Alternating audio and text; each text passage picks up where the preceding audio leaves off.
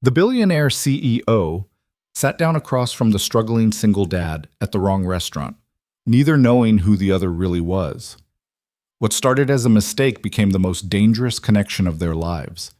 If you want to see how far a lie can stretch before it breaks two people apart, stay until the end. Hit that like button and drop a comment with your city so I can see how far this story travels. The reservation was for 7:30. Ethan Brooks checked his phone for the fourth time in 10 minutes, the screen's glow harsh against his tired eyes. 7:48.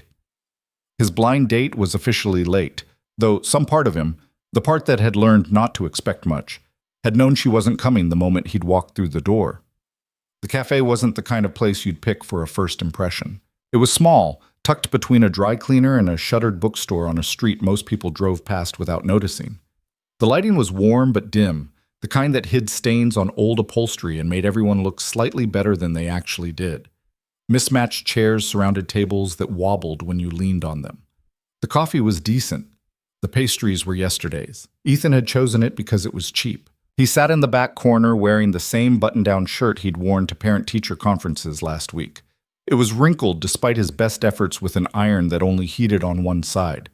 His jeans had a small tear near the pocket that he'd noticed too late, after he was already out the door. His son Mason had been the one to point it out. "Dad, your pants are ripped." "I know, buddy. Are you going to change?" "No time."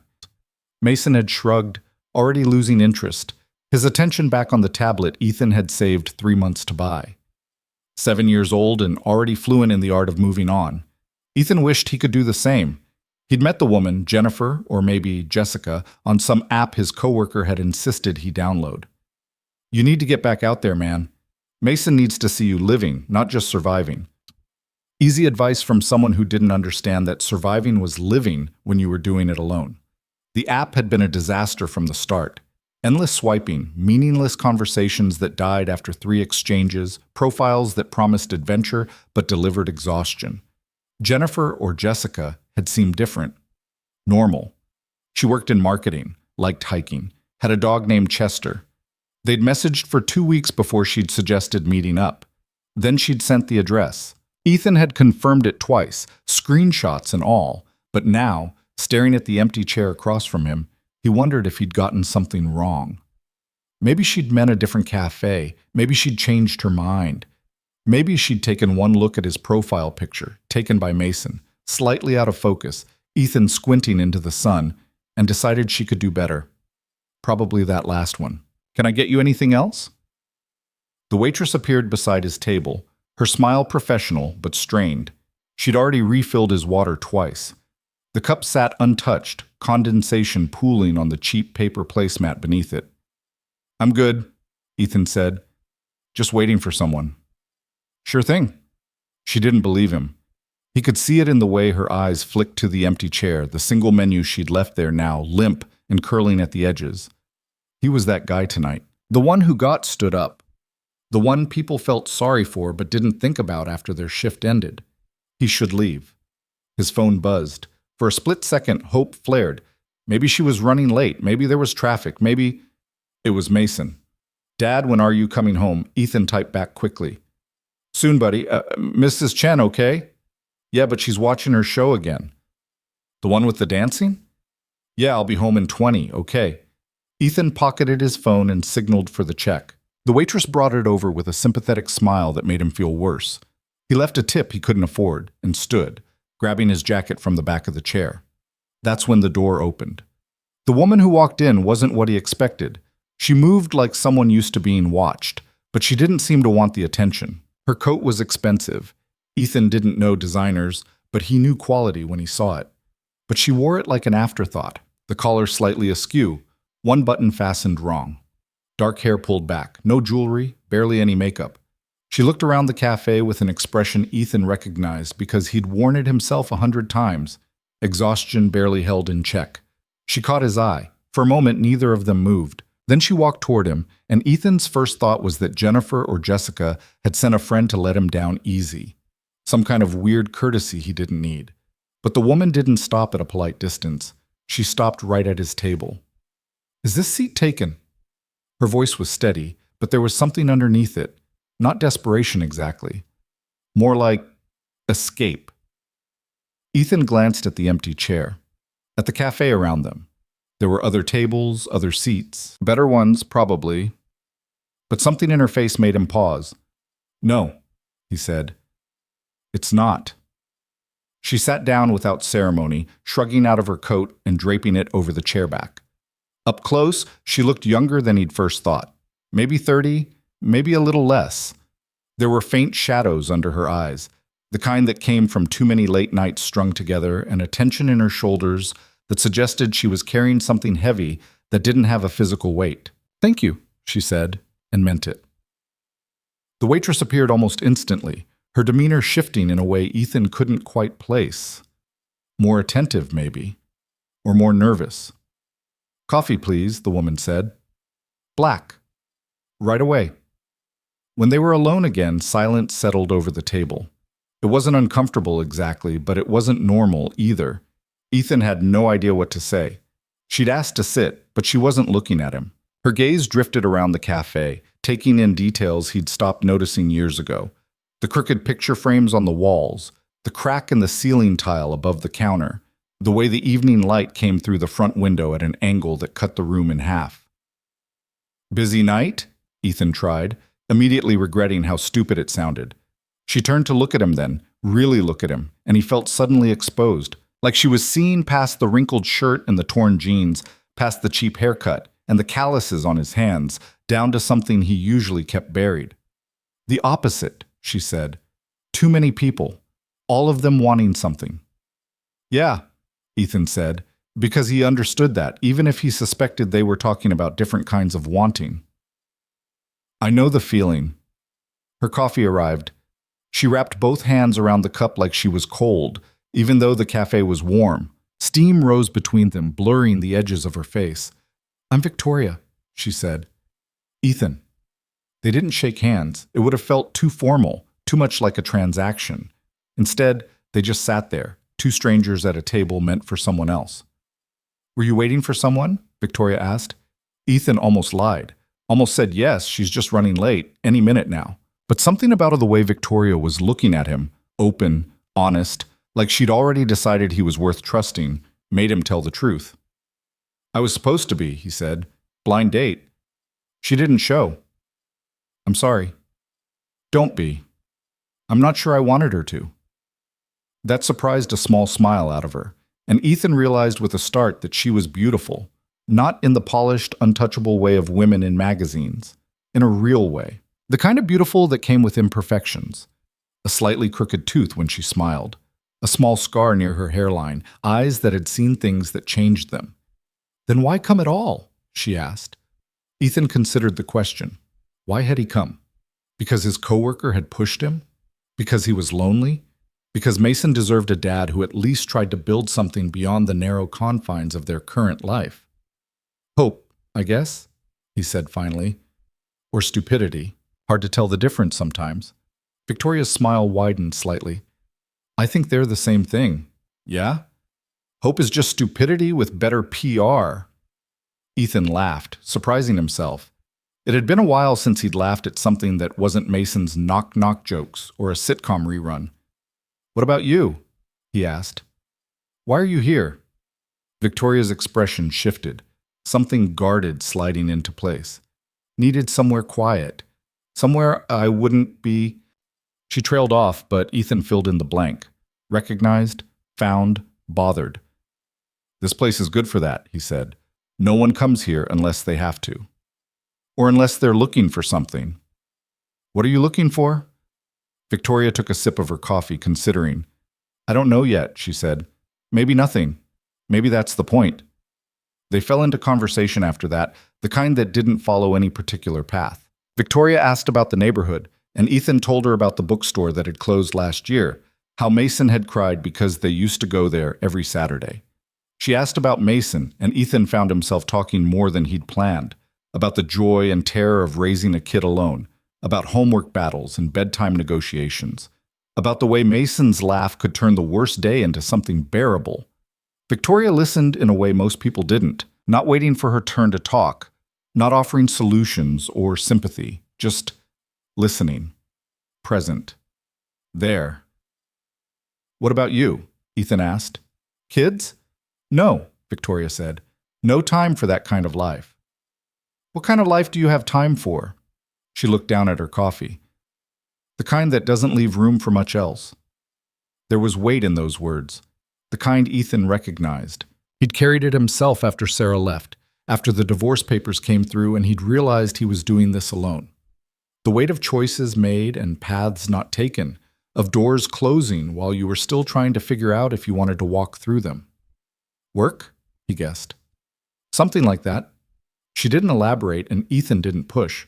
They were strangers after all. Strangers who happened to be sharing a table in a cafe neither of them had planned to be in. But it didn't feel like strangers. It felt like something else.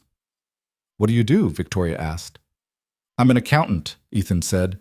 Small firm downtown, nothing exciting. I make sure numbers add up and people don't go to jail for tax evasion. Sounds important. It's not, but it pays the bills, most of them, anyway.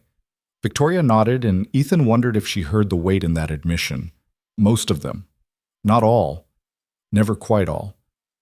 What did you want to be? Victoria asked. Before life got in the way. The question caught him off guard. No one asked that anymore. People asked what you did, not what you dreamed of doing back when the world still felt wide open. Architect, Ethan said, the word feeling strange in his mouth. I wanted to design buildings, spaces where people could live differently. Better. Why didn't you? Life, Ethan said, echoing her words. Got married young, had Mason, needed steady income. Architecture school wasn't in the cards. You could still do it. I'm 32 with a kid and a mortgage. I'm not starting over. Why not? Ethan looked at her, trying to figure out if she was serious. She seemed to be. Because that's not how life works, he said. You don't get do-overs. Says who? Says everyone who's ever had to choose between dreams and rent. Victoria was quiet for a moment. Then, what if you didn't have to choose? Then I'd be living in a different world than this one. He said it without bitterness, just fact. But Victoria's expression shifted, something sad creeping into her eyes. Maybe you are, she said softly. Maybe we all are. We just can't see it yet. Before Ethan could figure out what that meant, his phone buzzed again. Mason. Dad. Mrs. Chen says I have to go to bed soon. Ethan checked the time, 8:40. He'd been here over an hour. I have to go, he said, standing. My son. Victoria looked up at him, and for a second Ethan thought he saw disappointment cross her face. But it was gone so quickly he might have imagined it. Of course, she said. Ethan hesitated, his jacket half on. He should leave. Walk out the door, go home, put Mason to bed, and forget this strange, unexpected conversation ever happened. But he didn't want to. Do you come here often? He asked, then immediately cringed at how that sounded, like a pickup line from a bad movie. Victoria's mouth quirked. I've never been here before tonight. Right, of course. But I might come back. Something in Ethan's chest loosened. Yeah? If the coffee's as good as they say. It's terrible, Ethan said honestly. Victoria laughed, and the sound cut through the cafe's quiet hum like light through fog. Then I'll definitely come back, she said. Ethan left before he could say something stupid, before he could ask for her number, or suggest they meet again, or do any of the things that felt too big for whatever this was.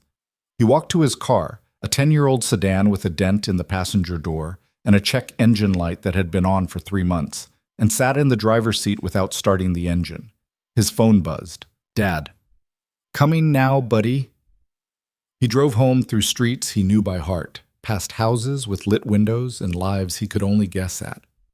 Mrs. Chen met him at the door, her show paused mid-dance number, and he paid her $40 he'd planned to use for groceries. Mason was still awake, pajamas on, but eyes bright. Did she come? He asked. Who? Your date. Nobody. She didn't. Mason frowned. That's mean.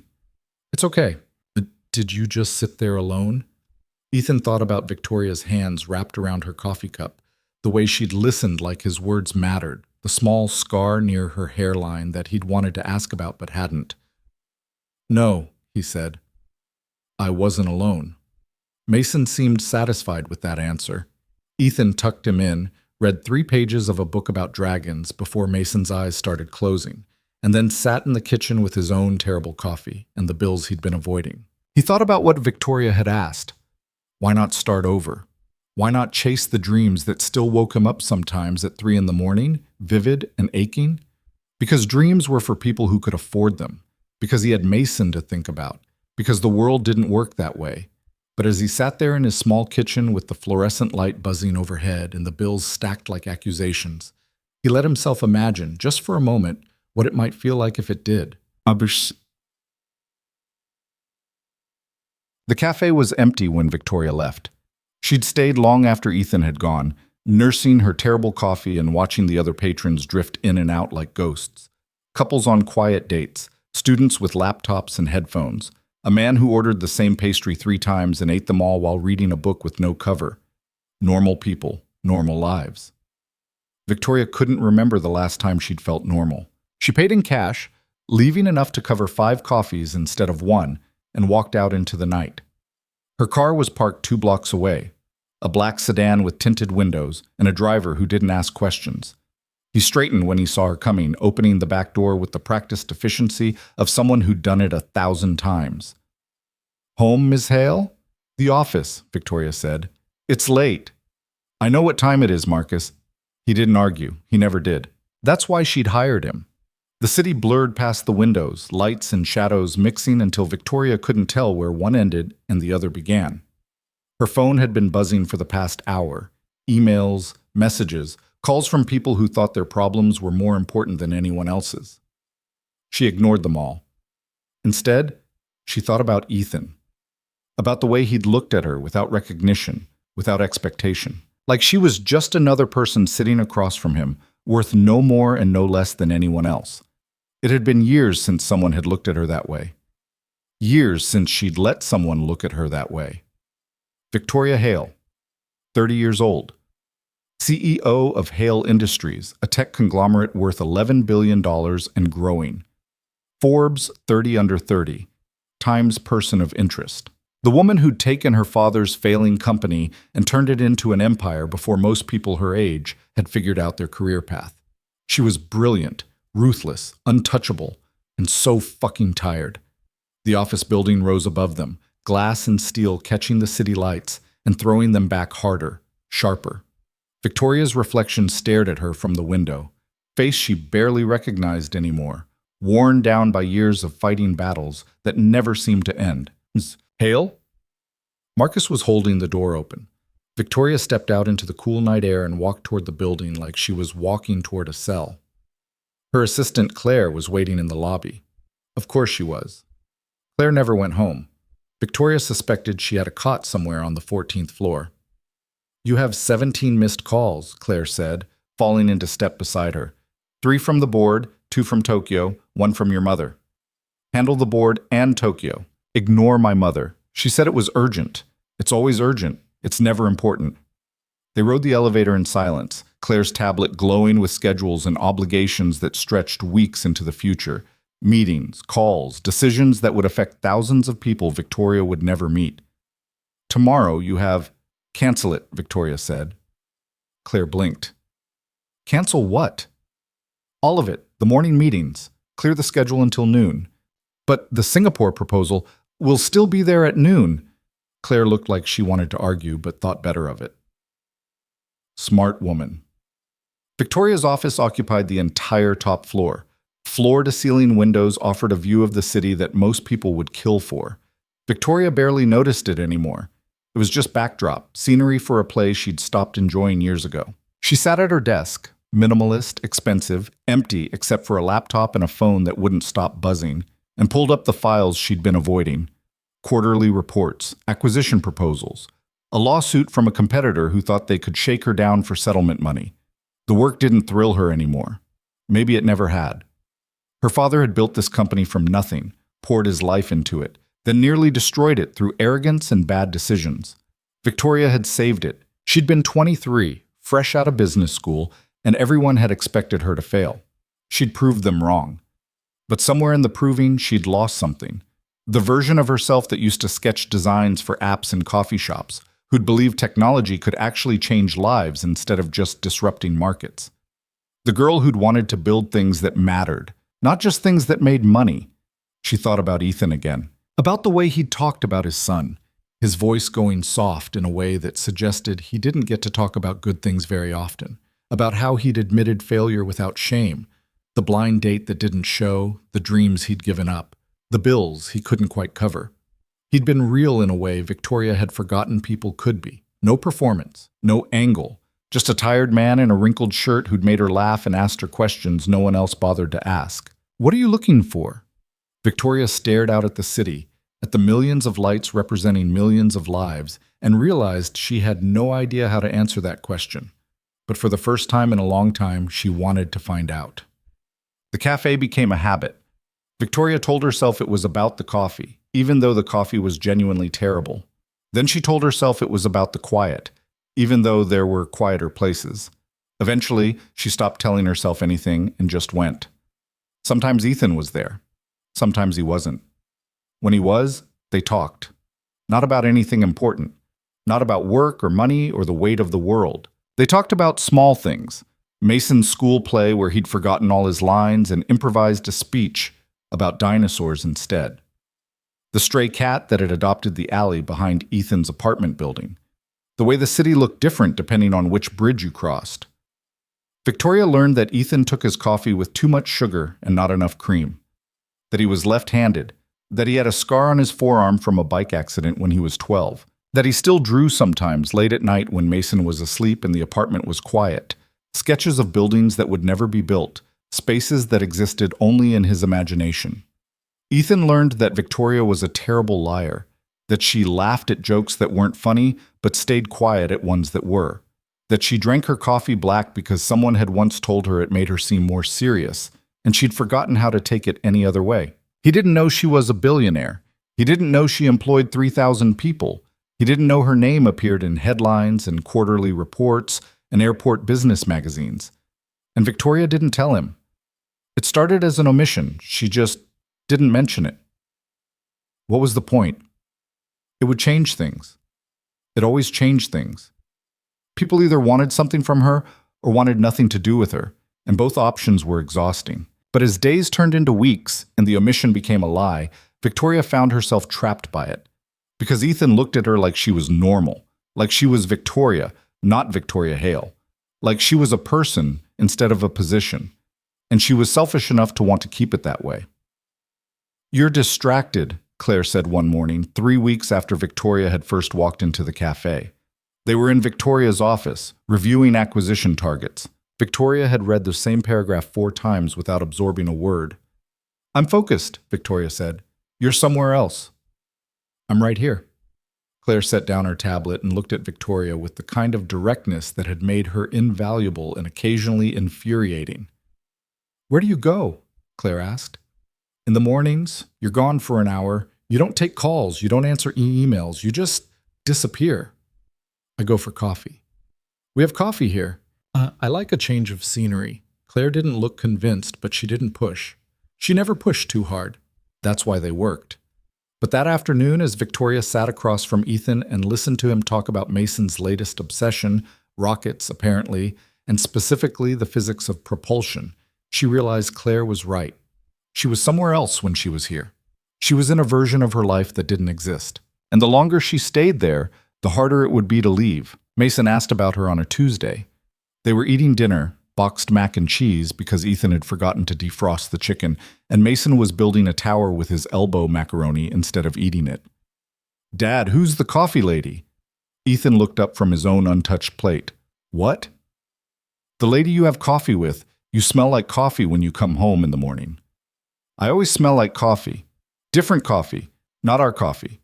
Ethan set down his fork. Mason was 7, but sometimes he noticed things that made him seem much older. Or maybe Ethan was just getting sloppy. "She's just someone I talk to sometimes," Ethan said. "Is she your girlfriend?" "No." "Why not?" "Because that's not how it works, buddy." Mason considered this while deconstructing his macaroni tower. "Mrs. Patterson says her daughter met someone on the computer and now they're getting married. That's different." "How?" Ethan didn't have a good answer. How was it different? He'd met Jennifer or Jessica on an app, and that had been deemed acceptable, even encouraged. But Victoria was, what? A stranger he kept meeting? A woman whose last name he didn't know? Someone who made the mornings feel less like survival and more like living? Eat your dinner, Ethan said. Mason obeyed mostly, and the subject was dropped. But that night, after Mason was asleep and Ethan was staring at his laptop with architectural sketches he'd never finish, he thought about the question, why wasn't Victoria his girlfriend? Because he didn't know her. Not really. They'd been meeting for a month and he knew how she took her coffee, but not where she worked. He knew she hated mornings, but not where she lived. He knew she was running from something, but not what. And she didn't know him either. She didn't know about the eviction notice he'd gotten last year, or the way he sometimes had to choose between fixing the car and buying Mason new shoes. She didn't know that his ex-wife had left because she couldn't handle the person he'd become. Someone small, someone stuck, someone who'd traded dreams for direct deposit. They were playing pretend in that cafe. Two people trying on different versions of themselves. And eventually someone was going to ask for the receipt. But the next morning, Ethan went back anyway. Victoria was already there, sitting at their table. When had it become their table? With 2 cups of terrible coffee waiting. She looked tired, more tired than usual, with shadows under her eyes that makeup couldn't quite hide. Rough night? Ethan asked, sliding into his seat. Long meeting. It went until 3. What kind of meeting goes until 3 in the morning? Victoria's expression flickered, something guarded sliding into place, the kind you can't walk out of. Ethan waited for her to elaborate. She didn't. What about you? She asked instead. How's Mason? Asking questions I don't know how to answer. Like what? Ethan hesitated. Then he asked if you were my girlfriend. Victoria's coffee cup paused halfway to her mouth. What did you tell him? That you're not. Right. Because you're not. Right, Victoria said again, but there was something in her voice that Ethan couldn't quite read. They sat in uncomfortable silence. The first one they'd had since that very first night. The cafe hummed around them. The hiss of the espresso machine, the scrape of chairs, someone's phone ringing and being quickly silenced. What are we doing here? Ethan asked quietly. Victoria set down her cup. I don't know. You don't know, or you don't want to say? Both, maybe. Ethan leaned back in his chair, studying her, really studying her the way he hadn't let himself before. The expensive coat she tried to hide, the watch she never wore twice, the way other customers looked at her sometimes, like they were trying to place her face. Are you in some kind of trouble? He asked. What? No. Because if you are, I'm not in trouble, Ethan. Then what? Victoria looked at him with an expression he couldn't name. Sad, maybe. Or scared. What if I told you that us here, these mornings, what if I said this is the only honest thing in my life right now? I'd say you're either lying or your life is more screwed up than mine. She almost smiled. It's not a competition. Good, because I'd lose. You don't know that. I know enough. Victoria reached across the table and did something she'd never done before. She took his hand. Her fingers were cold despite the coffee, and there was a slight tremor in them that Ethan felt more than saw. Can we just have this? She asked. Just for a little while longer? Before everything gets complicated? Ethan wanted to ask what she meant by complicated. Wanted to ask why it felt like she was already saying goodbye. But her hand was in his, and her eyes were asking him to trust her. And he realized with a strange, sinking certainty that he did. Yeah, he said. Okay. They stayed like that for a moment, hands linked across a table in a cafe that smelled like burnt coffee and yesterday's pastries, and Ethan wondered if you could fall for someone while knowing almost nothing about them. Apparently you could. The thought terrified him. 3 days later, Ethan's car died. Not a minor problem, not a check engine light he could ignore for another 6 months. Dead. As in, wouldn't start, wouldn't turn over, just clicked pathetically when he turned the key. He was supposed to pick up Mason from school in 20 minutes. Shit, Ethan said to the steering wheel, then louder. Shit, shit, shit. He called Mrs. Patterson, his downstairs neighbor, who sometimes helped when Ethan's carefully constructed schedule collapsed. She didn't answer. He called Mrs. Chen, voicemail. He scrolled through his contacts looking for anyone who might be available at 2:30 on a Thursday afternoon and came up empty. Finally, he called the school. Hi, this is Ethan Brooks, Mason Brooks's father. I'm having car trouble and I'm going to be late for pickup. The secretary, Ms. Alvarez, Mason's favorite because she always had lollipops, made a sympathetic noise. How late are we talking? I don't know. An hour? Maybe more?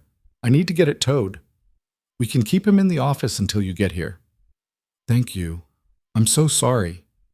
These things happen, Mr. Brooks. Don't worry about it. But Ethan did worry. He worried while calling a tow truck that would cost him money he didn't have. Worried while the driver showed up 40 minutes late and hooked up his dead car without sympathy. Worried during the ride to the mechanic's shop where a guy named Ray looked under the hood and whistled low. Transmission shot, Ray said. Can you fix it? I can. Gonna cost you about $2,000. Ethan felt his stomach drop. $2,000? Give or take. Might be able to source a used transmission, bring it down to $1,500. $1,500? 2 weeks' pay, before taxes. Money he didn't have. Money that was supposed to go to rent, to food, to Mason's field trip next month. How long can I drive it like this? Ethan asked, even though he knew the answer. Ray gave him a look that said, Kid, come on. You're not driving it anywhere. That's why it's on my lift.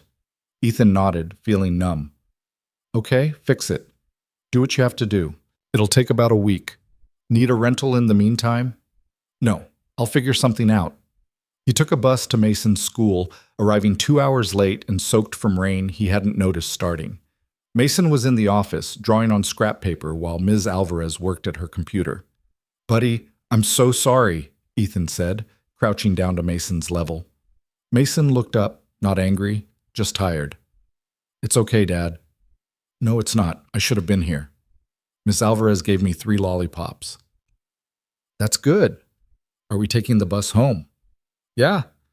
Mason packed up his drawings without complaint. They walked to the bus stop in the rain, Mason's small hand in Ethan's, and waited 20 minutes for a bus that was packed with evening commuters who looked at them with vague irritation.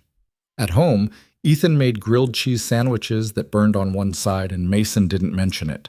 They watched a movie Mason had seen 5 times, and afterward, when Ethan tucked him in, Mason said something that broke Ethan's heart. Dad, are we poor? Ethan sat on the edge of Mason's bed, cartoon dinosaurs on the sheets he'd bought at a thrift store. Why do you ask that? Tommy's mom picks him up in a nice car, and he has new shoes every month, and he said his family went to Disney. Tommy's family has different circumstances than us. But are we poor? Ethan thought about lying. Thought about saying, no, we're fine, we're just careful with money. But Mason deserved honesty, even when honesty hurt. We don't have as much as some people, Ethan said carefully, but we have enough. We have a place to live, and food to eat, and each other. That's not poor, buddy. That's just different. Mason nodded, processing. I don't need new shoes. I know. And I don't want to go to Disney. It's too crowded.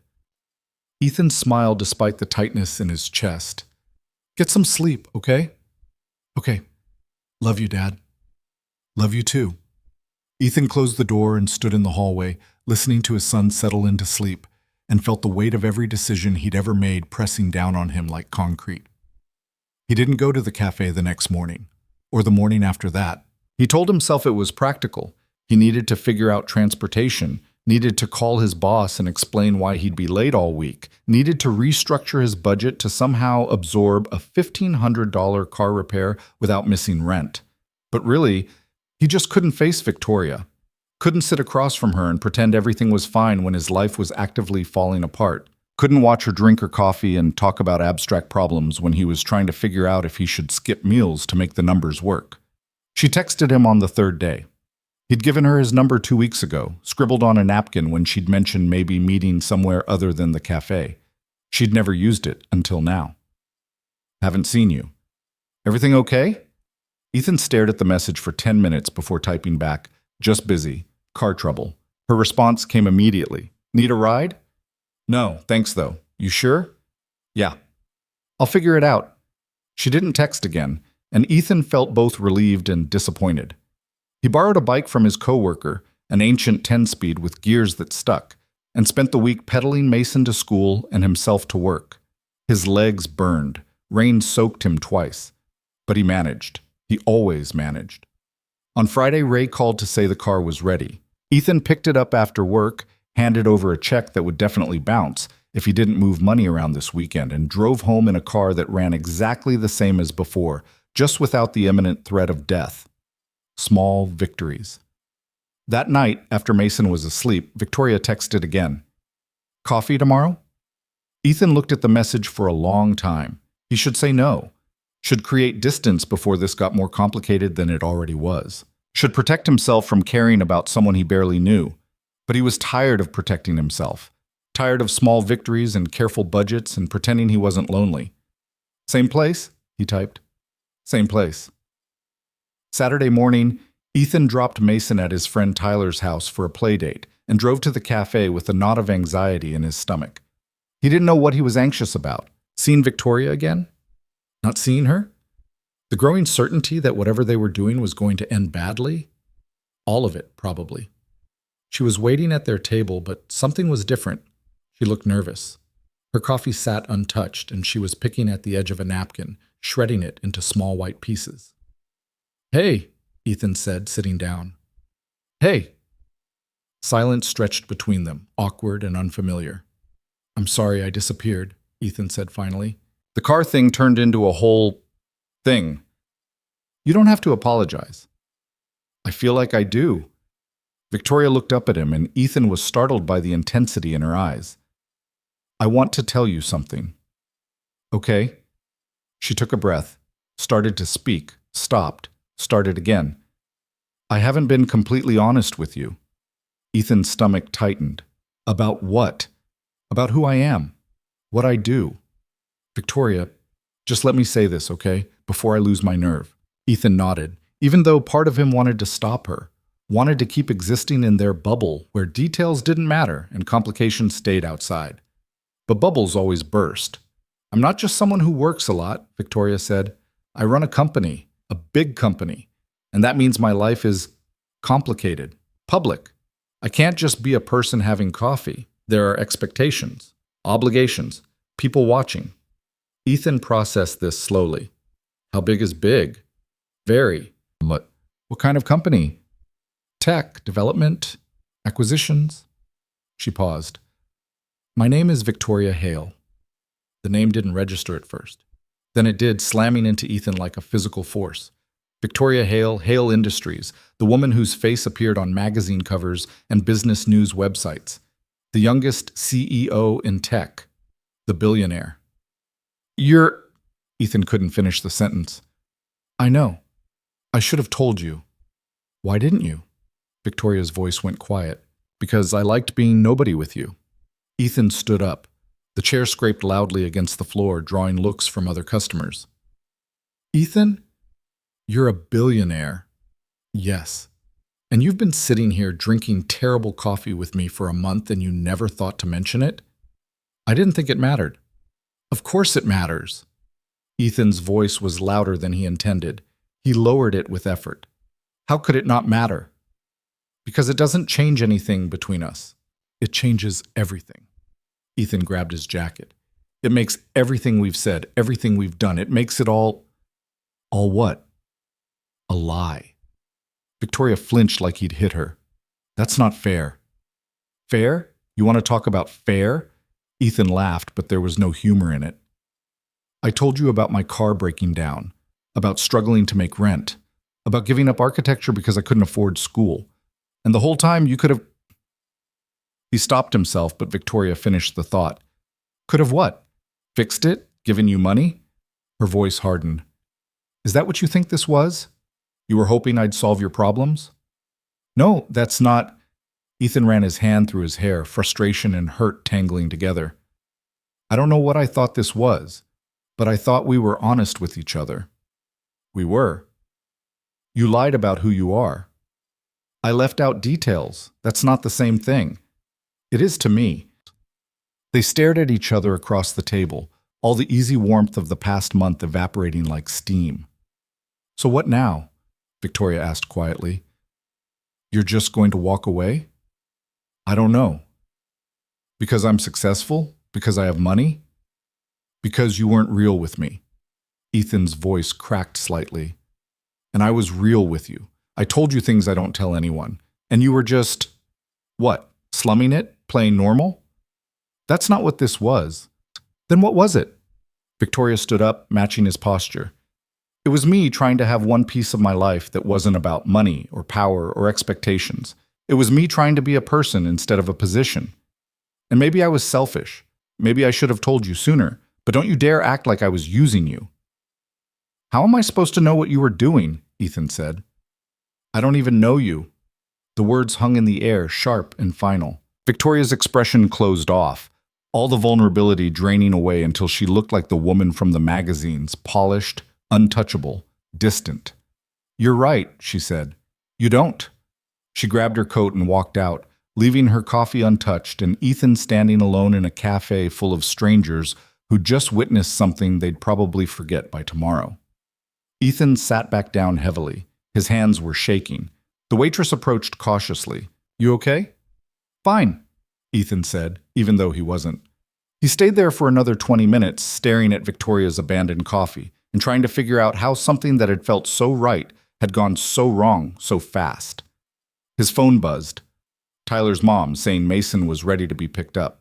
Ethan left money on the table and walked out into cold sunlight that hurt his eyes. The next week crawled by. Ethan went to work, picked up Mason, made dinners that neither of them were particularly hungry for. At night, after Mason slept, he pulled up his laptop and stared at Victoria's name in search results. The articles painted a picture he couldn't reconcile with the woman he'd known. Ruthless, brilliant, uncompromising. A CEO who'd taken a failing company and turned it into an empire through aggressive acquisitions and calculated risks. Someone who destroyed competitors and absorbed their assets without sentiment. But that wasn't the woman who'd sat across from him and talked about feeling lost. Or maybe it was, and he'd just been too stupid to see it. Mason noticed his mood. Dad, are you sad? No, buddy. You seem sad. I'm just tired. Is it because of the coffee lady? Ethan looked at his son, at those perceptive 7-year-old eyes that saw too much. Maybe, he admitted. Did she do something bad? No, she wasn't who I thought she was. Mason thought about this. Mrs. Patterson says sometimes people surprise you and that's okay. Mrs. Patterson is very wise. Are you going to see her again? I don't think so. Why not? Because she's from a different world, Ethan wanted to say. Because I'm a single dad with a broken car and dreams I gave up on. And she's someone who could buy and sell my entire life without noticing the expense. Because the gap between us is so wide that trying to cross it feels like volunteering for heartbreak.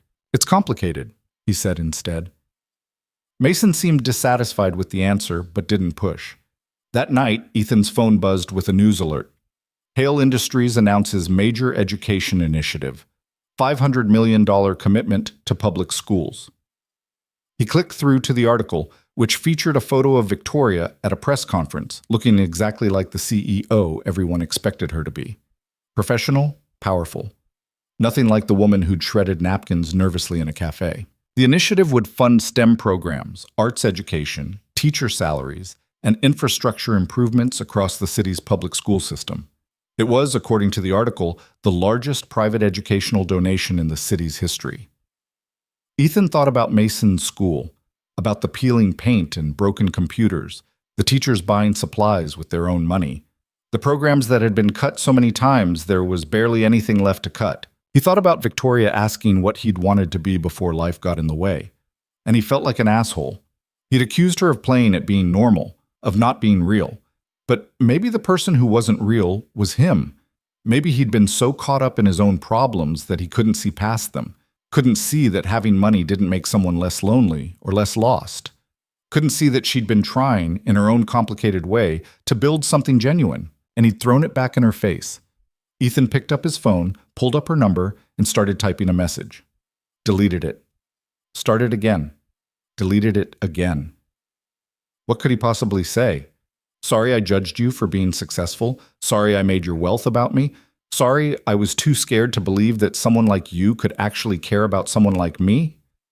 All of it was true and none of it felt adequate. In the end, he didn't send anything, but he couldn't stop thinking about her.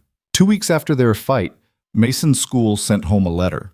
Ethan opened it at the kitchen table, expecting a permission slip or a reminder about some upcoming event. Instead, it was an announcement about the Hale Industries grant and what it would mean for the school. New computers, updated textbooks, a music program that had been cut 3 years ago, funding for field trips and after-school activities, teacher salary supplements. At the bottom, there was a note about a community meeting where parents could learn more about the initiative and provide input on how the funds should be allocated. Mason read over his shoulder. Is that the coffee lady's company? Yeah. She gives money to schools? Apparently. That's nice of her. Yeah, Ethan said quietly. It is. He went to the community meeting telling himself it was just about Mason's education, about being an involved parent. It had nothing to do with the possibility that Victoria might be there. She wasn't. Instead, there was a team of Hale Industries representatives who talked about funding timelines and grant applications and program priorities. Professional, efficient, generous in a way that felt both genuine and carefully managed. Ethan raised his hand during the Q&A. Yes, Mr. Brooks. I just wanted to ask, why this? Why education? The lead representative, a woman in her 40s with kind eyes, smiled.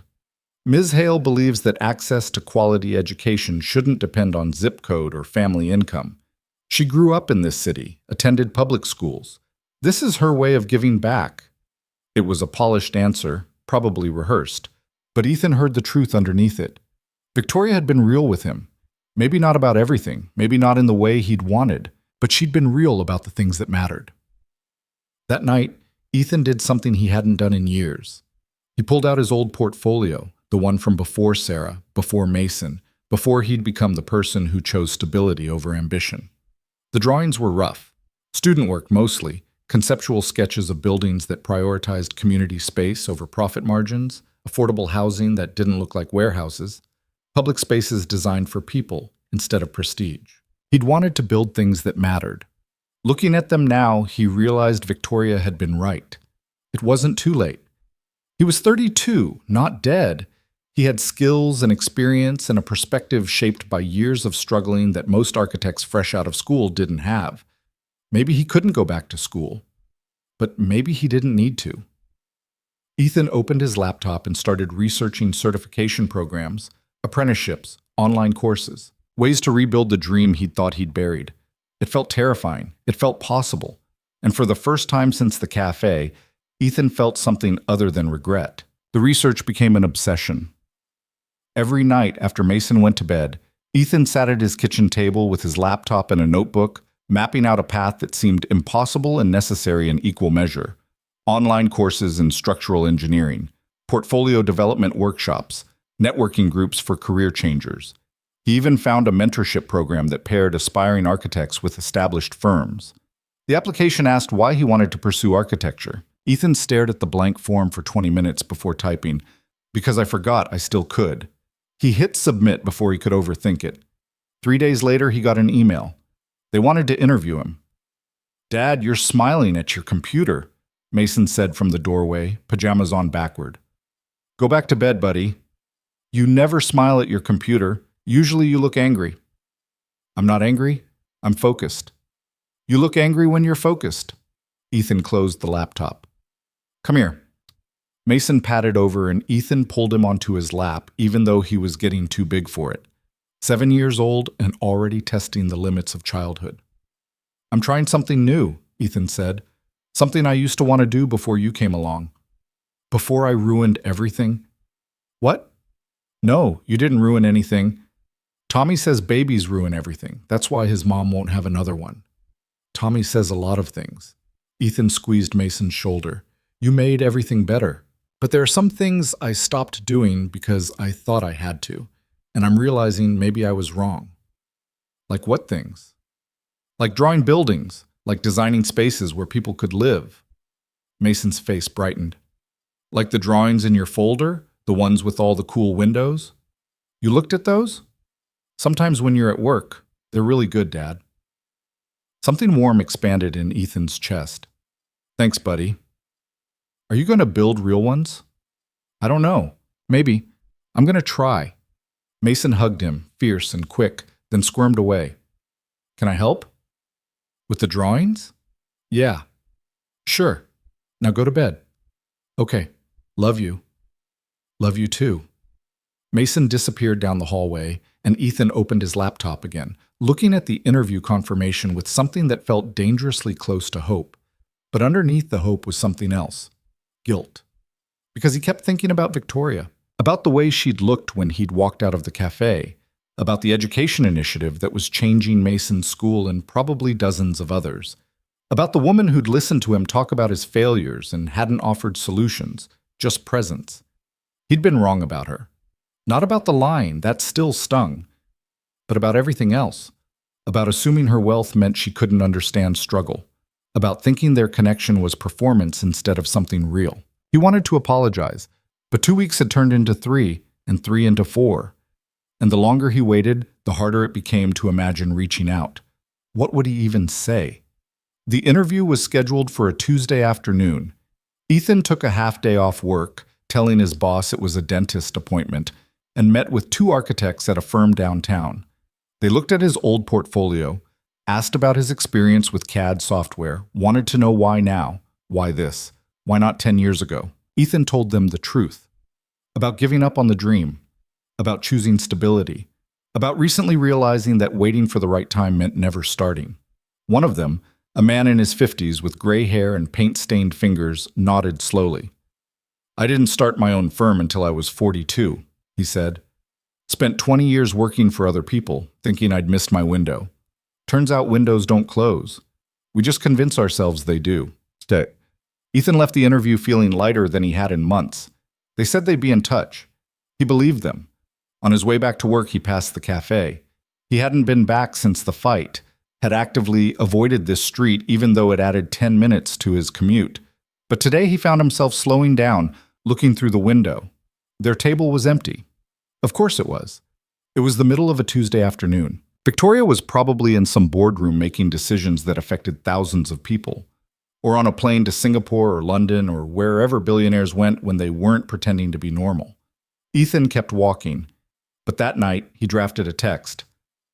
I saw the education initiative, what you're doing for the schools. It's incredible. He deleted it. I'm sorry about how things ended. You were right. I didn't know you. I still don't, but I'd like to. Deleted. I miss our terrible coffee. He stared at those 4 words for a long time before deleting them too. In the end, he sent nothing. The next morning, Mason's school called. Mr. Brooks, this is Principal Hendricks. Ethan's stomach dropped.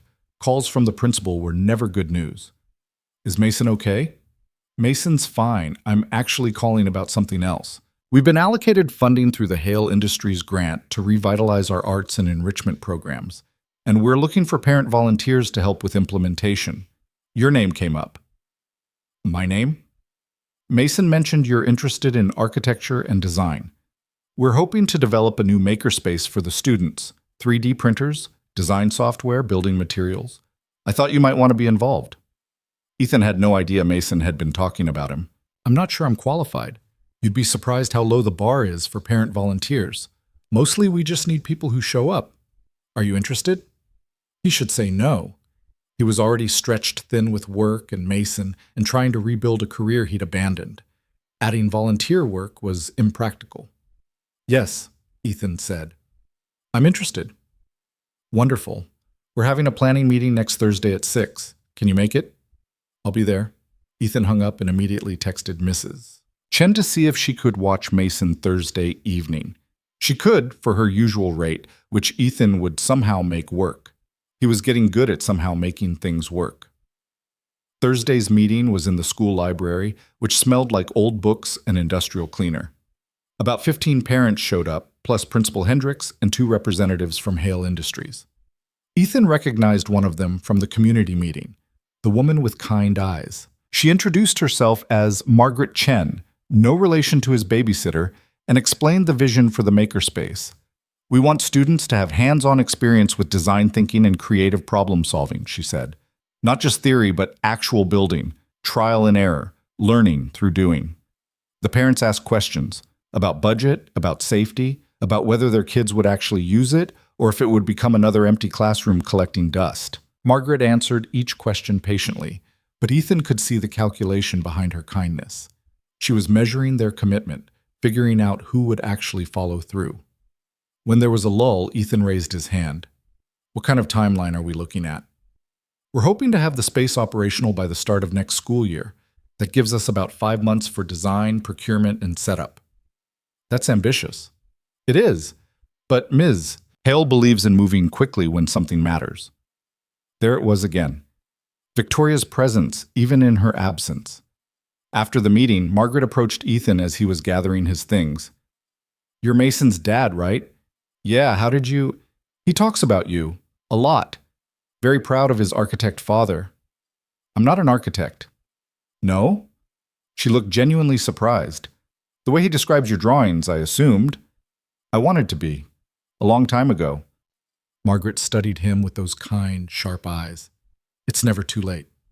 So I keep hearing. She smiled. Ms. Hale says the same thing. She dropped out of business school twice before finally finishing. Thought she'd missed her chance. Obviously, she hadn't. Ethan wanted to ask about Victoria. Wanted to know if she was okay, if she'd mentioned him, if she regretted how things had ended, but asking would reveal too much, would open doors he wasn't sure he was ready to walk through. I should get going, he said instead. Babysitter's on the clock. Of course.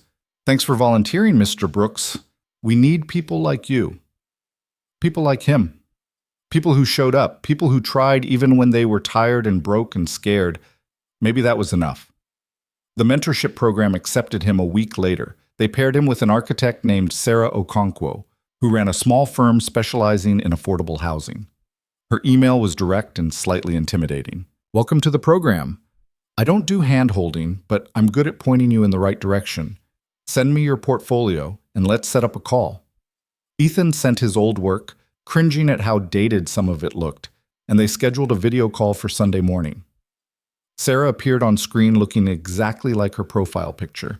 Dark skin, natural hair, glasses with colorful frames, and an expression that suggested she didn't waste time on bullshit. So you're 32 and just now deciding architecture matters?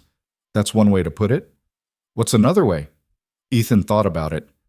I'm 32 and finally admitting I gave up on something that still matters. Sarah's expression softened slightly. Better. Your work is decent. Raw, but decent. You understand space and flow, but you're thinking too much about what buildings should look like and not enough about who they're for. Okay? I'm going to send you some readings. I want you to study 3 projects, 1 here in the city, 2 internationally. Low-income housing done right. Then I want you to redesign one of your old concepts with a real community in mind. Real budget constraints. Real people.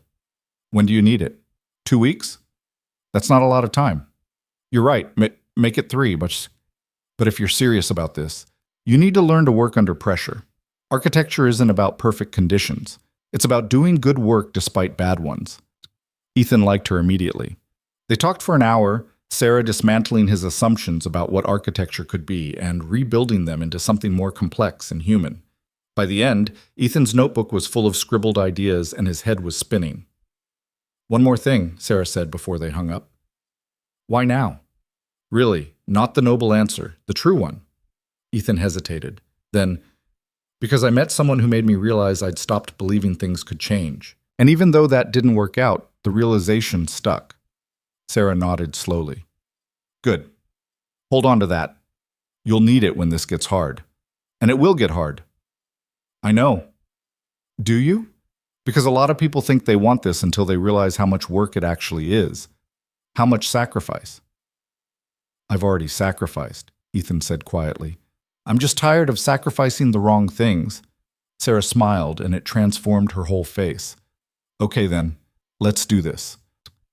The call ended, and Ethan sat in his quiet apartment feeling terrified and exhilarated and more alive than he had in years. Mason wandered out of his room, tablet in hand. Who are you talking to? My mentor. She's going to help me learn architecture. Is she nice? She's tough. But yeah, I think she's nice. Good. Mason climbed onto the couch beside him. Dad? Yeah, buddy. Are you still sad about the coffee lady? Ethan pulled Mason close. Sometimes, but I'm working on it. Mrs. Patterson says when you miss someone, you should tell them. Mrs. Patterson has a lot of opinions. But she's usually right. Yeah, Ethan admitted. She usually is. That night, after Mason was asleep, Ethan pulled out his phone one more time. He'd written and deleted so many messages to Victoria that his drafts folder looked like a graveyard of failed communication. But this time, he didn't overthink it. I was wrong about a lot of things, but mostly about assuming your world and mine couldn't coexist. I'm sorry. He hit send before he could stop himself. Then he waited. The response came 3 hours later, long after Ethan had convinced himself she wouldn't reply. Thank you for saying that. That was all. No invitation to talk. No suggestion they meet. Just acknowledgement. Ethan stared at the message, trying to decide if it was an ending or a possibility. He decided it didn't matter. He'd said what he needed to say. The rest was up to her. The Makerspace project consumed his free time. Ethan joined the planning committee, which met every Thursday and occasionally on weekends. They toured other school makerspaces, researched equipment, argued about layout and safety protocols, and whether they should prioritize digital fabrication or traditional building methods. Ethan found himself falling into a role he hadn't expected, designer and translator. He could take the abstract ideas people threw out and turn them into concrete plans, could sketch layouts that maximized the small space they had, could explain technical concepts in ways non-technical people understood. It felt good. It felt right. Margaret noticed. You're a natural at this, she said after one meeting where Ethan had sketched 3 different configurations on the whiteboard. I'm just drawing boxes. You're designing for community. That's not the same thing. Ethan looked at his sketches. Rough, imperfect, but full of intention. I'm trying. Ms. Hale would like what you're doing here. The mention of Victoria still stung, but less sharply now. Yeah? She believes spaces shape behavior. That good design can change how people interact, how they learn, how they see themselves. Margaret paused. She talks about it a lot, actually, the responsibility of creating environments. Ethan wanted to ask if Victoria had mentioned him, wanted to know if their brief conversation had meant as much to her as it had to him, but he didn't. Instead, he said, She's right. About the responsibility. Margaret smiled like she knew exactly what he wasn't asking. The 3-week deadline Sarah had given him arrived faster than Ethan expected. He'd spent every spare moment researching, sketching, revising. The project she'd assigned was a redesign of one of his old concepts, a mixed-use building he'd imagined as a student, all glass and ambition and zero understanding of real-world constraints. Sarah had told him to ground it. Make it real. Make it matter. Ethan chose a neighborhood he knew well, his own. He studied the demographics, the income levels, the existing housing stock. He talked to neighbors about what they needed. More space but affordable rent. Community areas that didn't feel institutional. Places for kids to play that weren't parking lots. He redesigned the building from the ground up. Smaller units, higher density, but with shared spaces that encouraged interaction. Rooftop gardens. Ground floor retail for local businesses. Materials that were durable and cheap, but didn't look cheap. It wasn't revolutionary, but it was honest. He sent the portfolio to Sarah at 11:30 on a Sunday night, 3 hours before the deadline, and immediately regretted every choice he'd made. Her response came at 6 the next morning. This is good work, really good. You're thinking like an architect now, not a student. Let's talk tomorrow. Ethan read the message 5 times, looking for hidden criticism, but found only straightforward praise. He wanted to tell someone. His first instinct was to text Victoria. His second instinct was to realize how stupid that was. They'd exchanged one message, an apology and an acknowledgement. And that was it. She'd moved on. He should too. But he pulled up her contact anyway, staring at her name on his screen. His thumb hovered over the keyboard. Then Mason called from the bathroom that he couldn't find his toothbrush, and the moment passed. 2 weeks later, Mason's school announced the Makerspace design had been finalized. There was a small ceremony. Principal Hendricks, the parent volunteers, Margaret and her colleague from Hale Industries. and a local news crew that seemed disappointed by how unexciting education funding actually was. Principal Hendricks gave a speech about opportunity and community investment. Margaret talked about Hale Industries' commitment to public education. And then, to Ethan's horror, she called him up to the front. "Ethan Brooks has been instrumental in bringing this project to life," Margaret said. "His design work has transformed our vision into something tangible. Ethan, would you like to say a few words?" Ethan hadn't prepared anything. He looked out at the small crowd, parents, teachers, a few students including Mason, who was grinning like this was the best day of his life. "I'm not a professional architect," Ethan started, then caught Sarah's voice in his head correcting him. "Or I wasn't. I'm learning to be." This project has been part of that learning, building something for a community you care about, for kids like my son who deserve spaces that take them seriously. That's what architecture should be. So thank you for letting me be part of it. Scattered applause. Mason gave him a thumbs up. The news crew looked bored, but afterward several parents approached Ethan with questions. One asked if he did residential design. Another wanted to know about consulting for a community center renovation. Ethan gave them his email, feeling like an imposter and an architect simultaneously. As the crowd dispersed, Margaret caught his arm. "There's someone here who wanted to meet you," she said. Ethan turned, expecting another parent or maybe a school board member. Instead, he saw Victoria. She was standing near the back of the library, dressed in a way that split the difference between CEO and civilian. Expensive but understated, commanding but not aggressive. Their eyes met across the room, and Ethan felt his stomach drop. Margaret had already disappeared, leaving them alone in a corner while people milled around the refreshment table. Victoria approached slowly, and Ethan noticed details he'd missed before. She looked tired. Thinner, maybe? Like she hadn't been sleeping well. "Hi," she said. "Hi."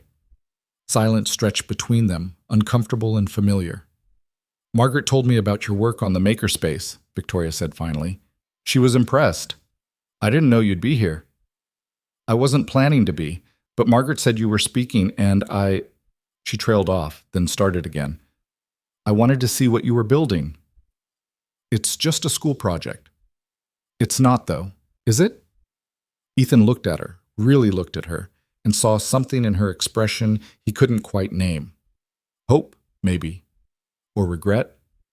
"No," he admitted. "It's not." Victoria glanced around the library, at the parents and teachers who were trying very hard not to stare at her. "Can we talk? Somewhere else?" Ethan's heart was racing. "I have Mason—" "I know. I'm not asking for much time. Just a few minutes?" He should say no. Should protect himself from whatever this was. Should remember how much it had hurt the last time. "Okay," Ethan said. They walked outside to the parking lot, where the spring air was cool and carried the smell of cut grass and exhaust. Victoria led him to a bench near the playground, far enough from the school entrance to have privacy. "I got your text," Victoria said, sitting down. "A few weeks ago." "I know. You responded." "Not really. I acknowledged it. That's not the same thing." "You didn't owe me more than that." "Maybe not, but I wanted to give more. I just didn't know what to say." Victoria turned to face him. "You were right, Ethan. I wasn't honest with you. I told myself it didn't matter, that what we had was separate from who I was professionally, but that was selfish. You shared your whole life with me, and I gave you pieces. You gave me what you could. That's generous. I've had time to think about it, about why it bothered me so much." Ethan paused, choosing his words carefully. "It wasn't really about the money or the company. It was about feeling like I'd been vulnerable with someone who was protected, like the stakes were different for us." Victoria nodded slowly.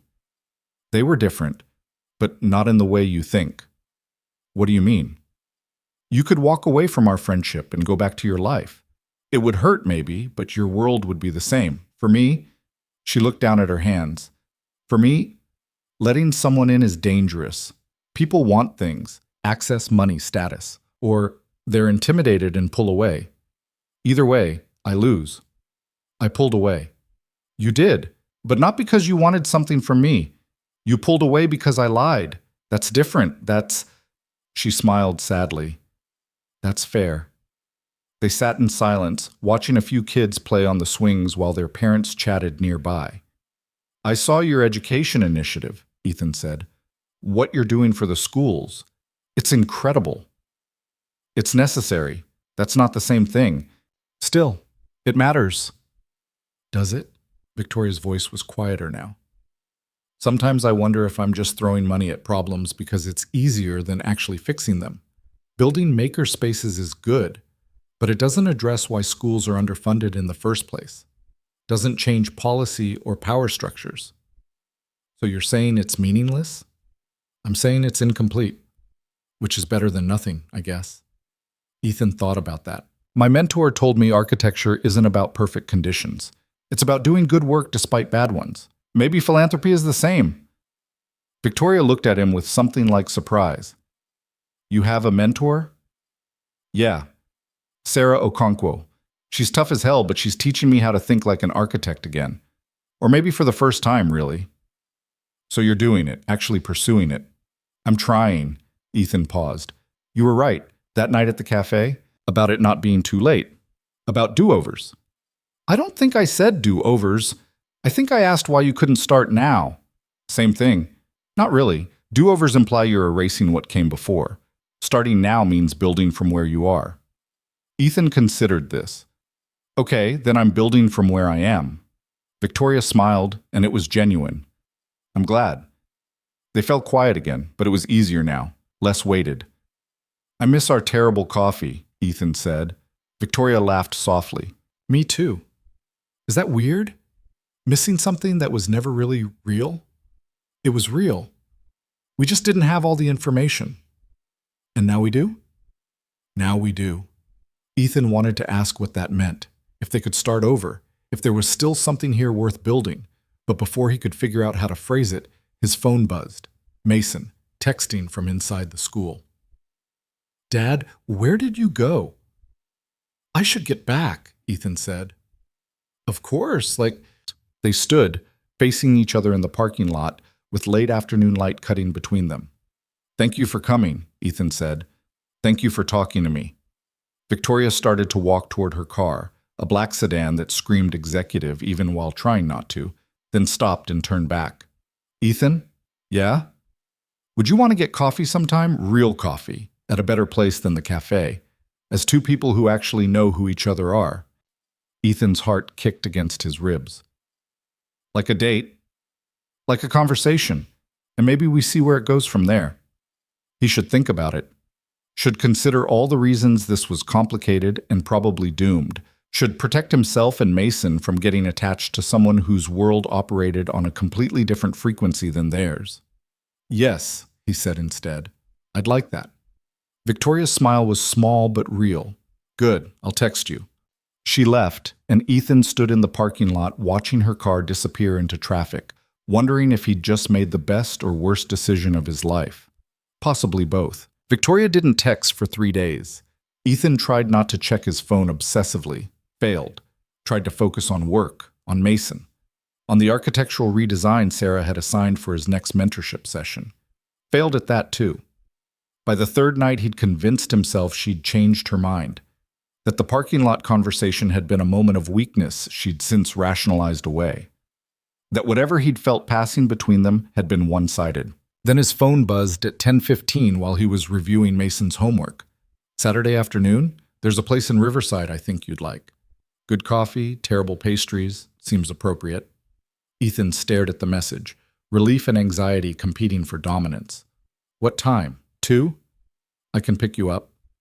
He thought about Victoria's car, about the driver she probably had, about showing up at his apartment building with its peeling paint and broken intercom. I'll meet you there. Send me the address. A pause. Then, okay. Saturday felt impossibly far away and arrived too fast. Ethan changed shirts 3 times before settling on the same button-down he'd worn to the makerspace ceremony, then changed again because that felt too deliberate. Mason watched from the doorway with the detached interest of someone observing an alien ritual. Are you going to see the coffee lady? Her name is Victoria. Are you going to see Victoria? Yes. Is she your girlfriend now? I don't know, buddy. We're just having coffee. But you changed your shirt 4 times. 3 times. 4. I counted. Ethan sighed. What do you think I should wear? Mason considered this with the seriousness of a fashion consultant. The blue one. It makes you look less tired. Thanks, I think. You're welcome. Can I have ice cream while you're gone? No. What if I promise to do my reading? You have to do your reading anyway. What if I do extra reading? Ethan looked at his son, at those negotiating eyes that would probably serve him well in business school someday. Fine. 1 scoop. Mrs. Chen is in charge of portion control. Yes! Mason pumped his fist and ran off to tell Mrs. Chen about his victory. Ethan finished getting ready, feeling ridiculous and nervous, and like he was 16 instead of 32. He kissed Mason goodbye, gave Mrs. Chen her usual rate plus extra for the ice cream complication, and drove to Riverside with his heart doing complicated things in his chest. The cafe Victoria had chosen was nothing like their old place.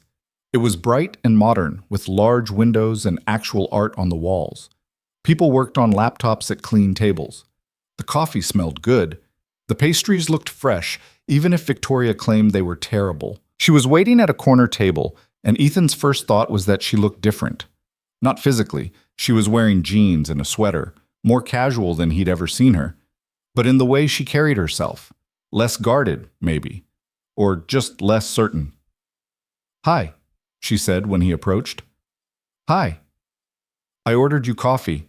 Black, too much sugar, not enough cream. You remember? I remember most things. It's a problem.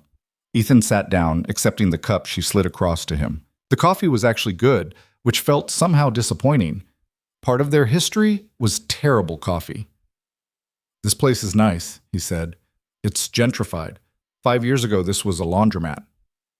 Progress? Displacement dressed up as improvement, but the coffee is good, so I'm complicit. Ethan smiled despite himself. You always do that. Do what? Complicate things that could be simple. Victoria's mouth quirked. Would you prefer I pretend the world is simple? No, I like that you don't. They fell into silence, sipping their coffee and watching the cafe's other patrons. A young couple sharing a laptop. An older man reading a physical newspaper. 2 women laughing over something on a phone, normal people doing normal things. How's Mason? Victoria asked. Good. Excited about the makerspace, he told his entire class his dad is designing it, which is an exaggeration, but I didn't correct him. It's not an exaggeration. I drew some layouts. That's different than designing. Is it? Ethan thought about Sarah's voice in his head, about the way she'd told him to stop diminishing his own work. I'm learning to see the difference. And the architecture? The mentorship? Terrifying. Sarah doesn't pull punches. She told me my last project was technically competent but emotionally sterile. Victoria winced. Harsh. True. I was designing to impress her instead of designing for people. She called me out. What did you do? Started over. Thought about who would actually live in the space I was creating, what they'd need, how they'd move through it. Ethan paused. It's weird, shifting from thinking about buildings as objects to thinking about them as environments for life. That's what good design does. It serves life instead of ego. Speaking from experience, Victoria looked down at her coffee. My father built Hale Industries to prove he was smarter than everyone who doubted him. Every acquisition, every expansion, it was all ego. When I took over, I had to decide if I was going to follow that model or find a different one. And? I'm still figuring it out. Some days I think I've built something that matters. Other days I think I'm just better at disguising ego as purpose. Ethan studied her across the table.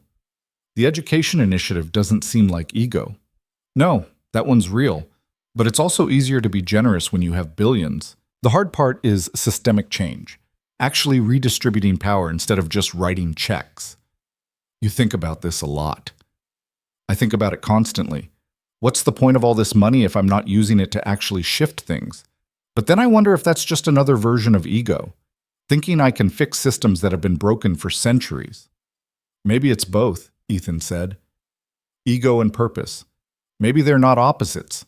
Victoria looked at him with something like gratitude. My board would hate that answer. They want clean narratives, philanthropy as brand building. What do you want? Honestly, I don't know anymore. I wanted to prove I could run the company better than my father. Done. I wanted to build something that mattered, working on it. But somewhere in all of that, I forgot to ask what I actually want for myself. Separate from the company. Separate from expectations.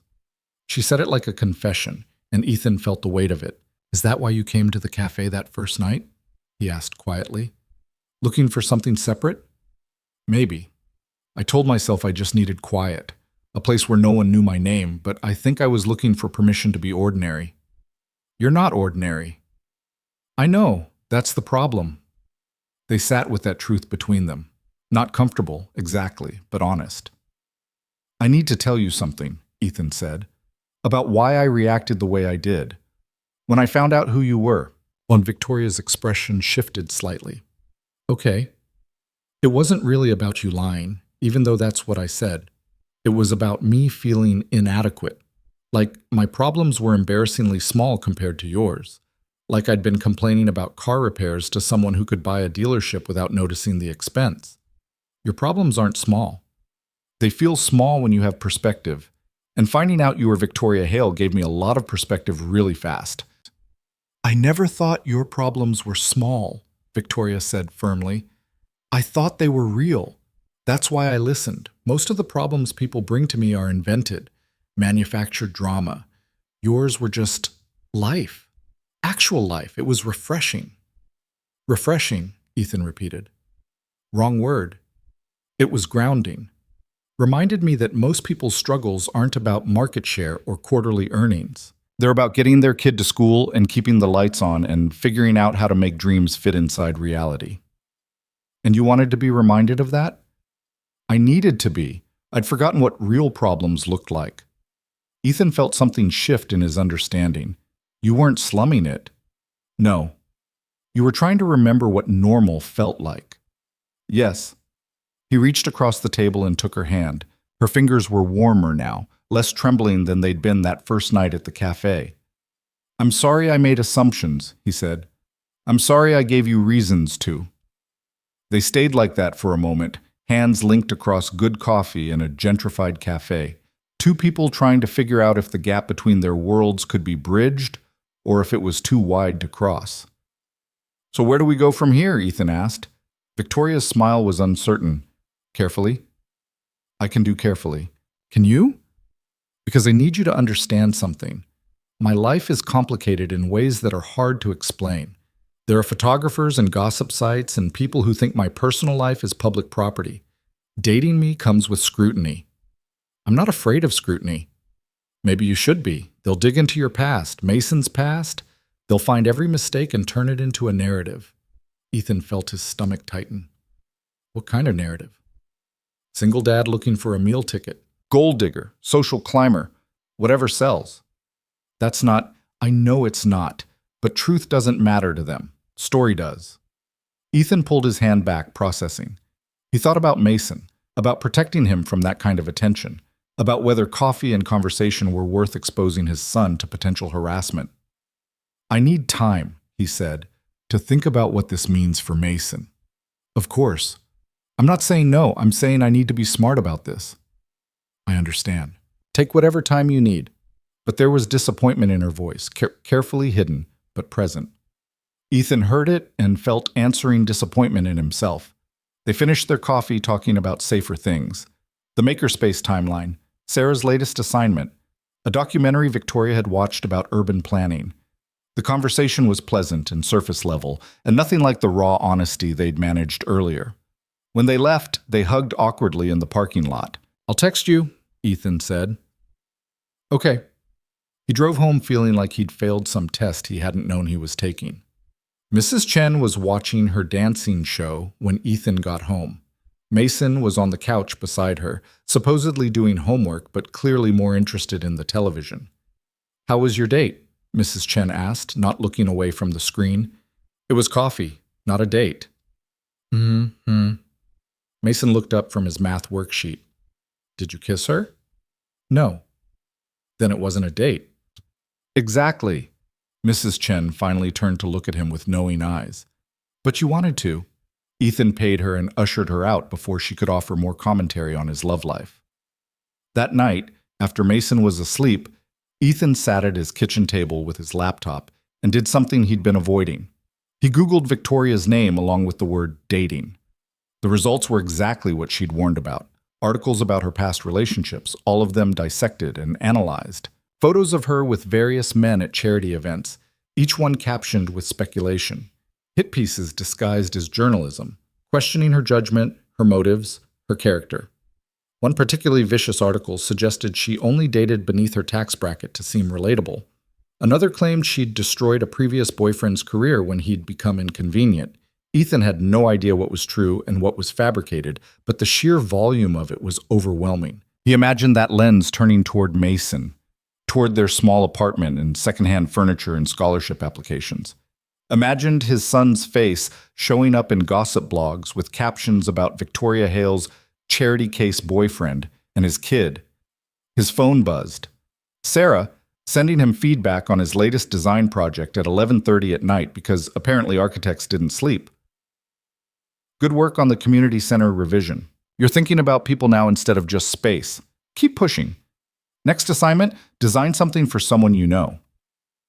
Make it personal. Ethan stared at the message, then at the search results still glowing on his laptop screen. Design something for someone you know. He thought about Victoria, about the woman who ran a billion-dollar company but couldn't remember the last time she'd felt normal. About someone who gave away millions to schools while questioning whether it was enough. About someone who'd sat across from him in a terrible cafe and just listened. He closed the laptop and pulled out his sketchbook. The design came slowly at first, then faster as he worked. A small house, maybe 1,500 square feet. Nothing extravagant, but every detail intentional. Large windows for natural light.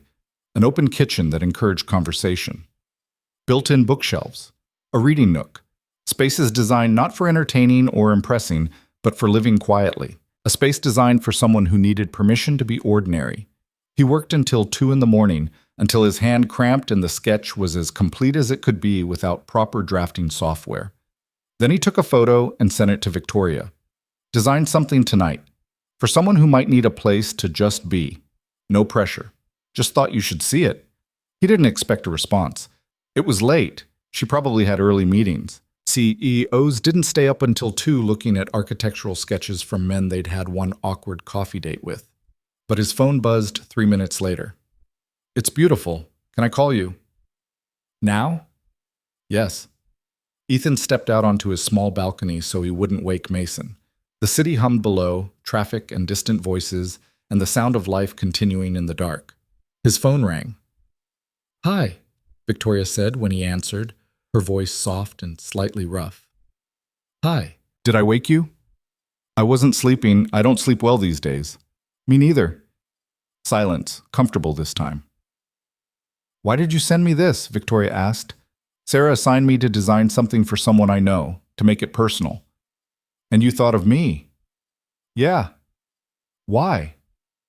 Ethan looked at his phone, at the sketch he'd sent, at the windows he'd drawn to let light in. Because you said you needed a place where you could be ordinary. And I thought, maybe that's something I could design. A space that doesn't demand anything, that just lets you exist. Victoria's breath caught audibly. Ethan, I know it's stupid. You probably have a house, multiple houses, designed by actual architects who know what they're doing. I have a penthouse, Victoria said quietly. Floor-to-ceiling windows, minimalist furniture.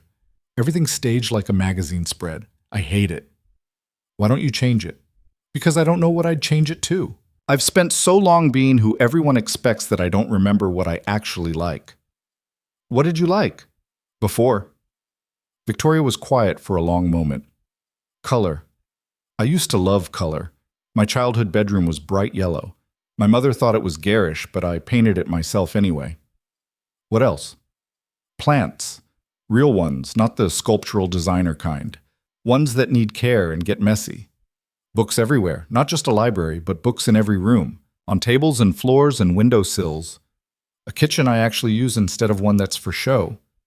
Her voice got softer with each confession, like she was remembering someone she used to be.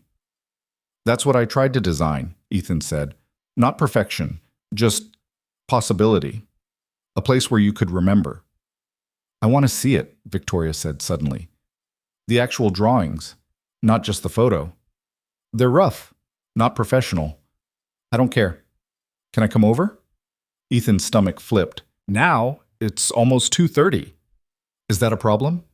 He thought about his apartment with its mismatched furniture and Mason sleeping down the hall and the dishes he'd left in the sink.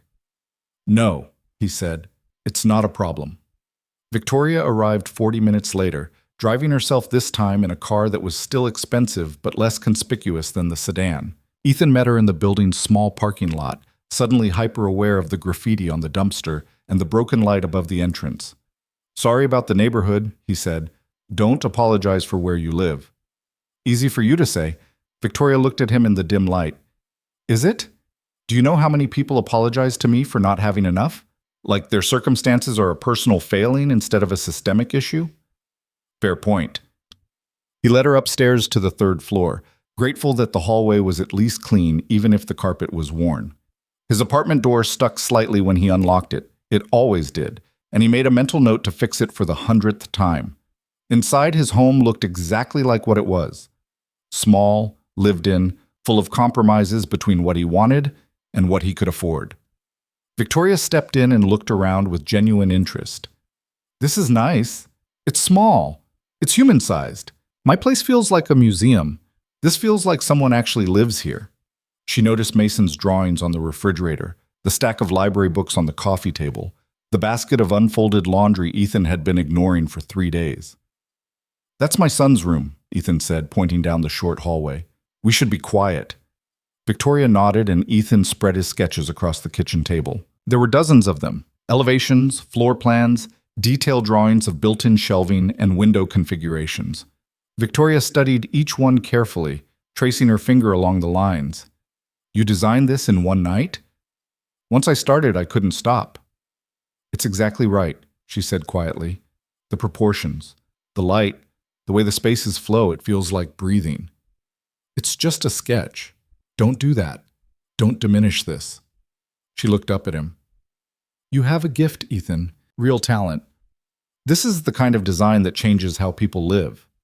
It's one small house. That's how change happens. One person at a time. One space at a time. They stood close together in his small kitchen, the sketches between them, and Ethan felt something shift. I've been thinking about what you said, he told her. About the scrutiny. About what dating you would mean for Mason. Victoria's expression became carefully neutral. And I'm scared. Not of you, of failing him, of exposing him to something I can't protect him from. That's reasonable. But I'm also scared of choosing fear over possibility, of teaching him that love isn't worth the risk. Is that what this is? Victoria asked softly. Love? Ethan thought about the question, about the month of terrible coffee and honest conversations, about Victoria's hand trembling in his, about designing a house for someone he barely knew but somehow understood. I don't know yet, he said honestly, but it could be, if we let it. Victoria stepped closer, close enough that he could see the exact shade of brown in her eyes, the small scar near her hairline he'd noticed that first night. I'm scared too, she said, of hurting you, of disappointing you when you realize what my life actually looks like, of being too much and not enough simultaneously. I don't need you to be perfect. Everyone needs me to be perfect. That's the problem. I just need you to be honest. I can do honest, Victoria said. Honest is you designed me a house at 2 a.m, and it's the most thoughtful thing anyone's done for me in years. Honest is I drove across the city in the middle of the night because I couldn't wait until morning to see it. Honest is I've been thinking about you constantly since the makerspace ceremony, and I don't know what to do with that. Ethan reached up and touched her face, gentle and tentative. Honest is I'm terrified this won't work, but I want to try anyway. Even with the complications? Especially with them. Because if it was easy, I wouldn't trust it. Victoria laughed, surprised and genuine. That's either very wise or very stupid. Probably both. She kissed him then, soft and uncertain, and Ethan felt every defense he'd built crumble. It wasn't perfect. Their noses bumped. He wasn't sure where to put his hands, but it was real and present and everything he hadn't known he'd been missing.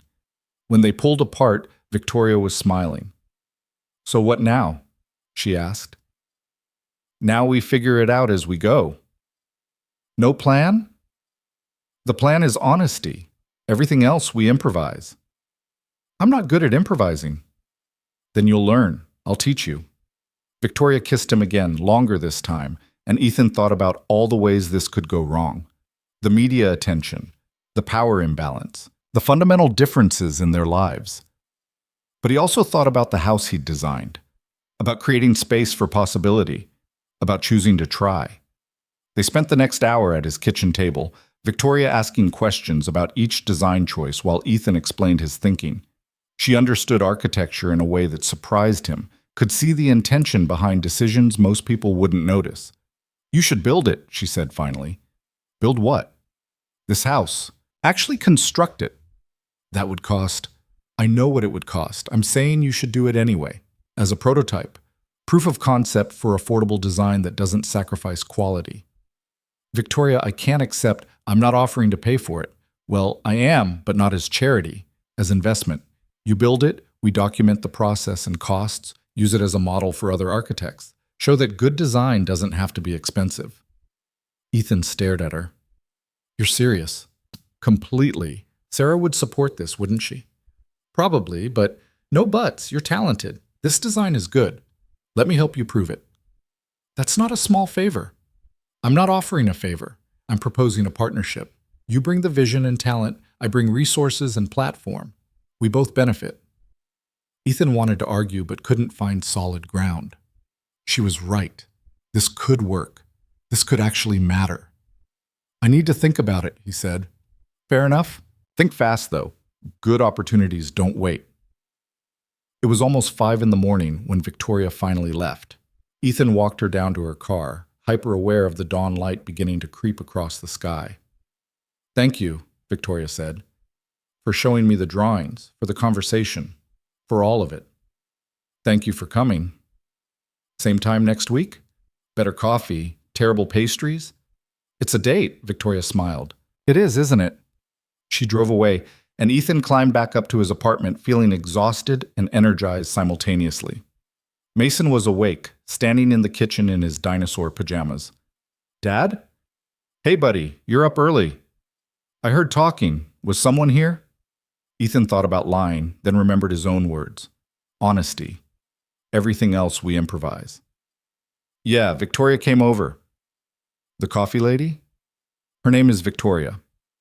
"Was it a date?" "It was a conversation. That turned into something date-like." Mason processed this with the seriousness of a relationship counselor. "Do you like her?" "Yeah, I do." "Good. You smile more when you talk about her." "I do?"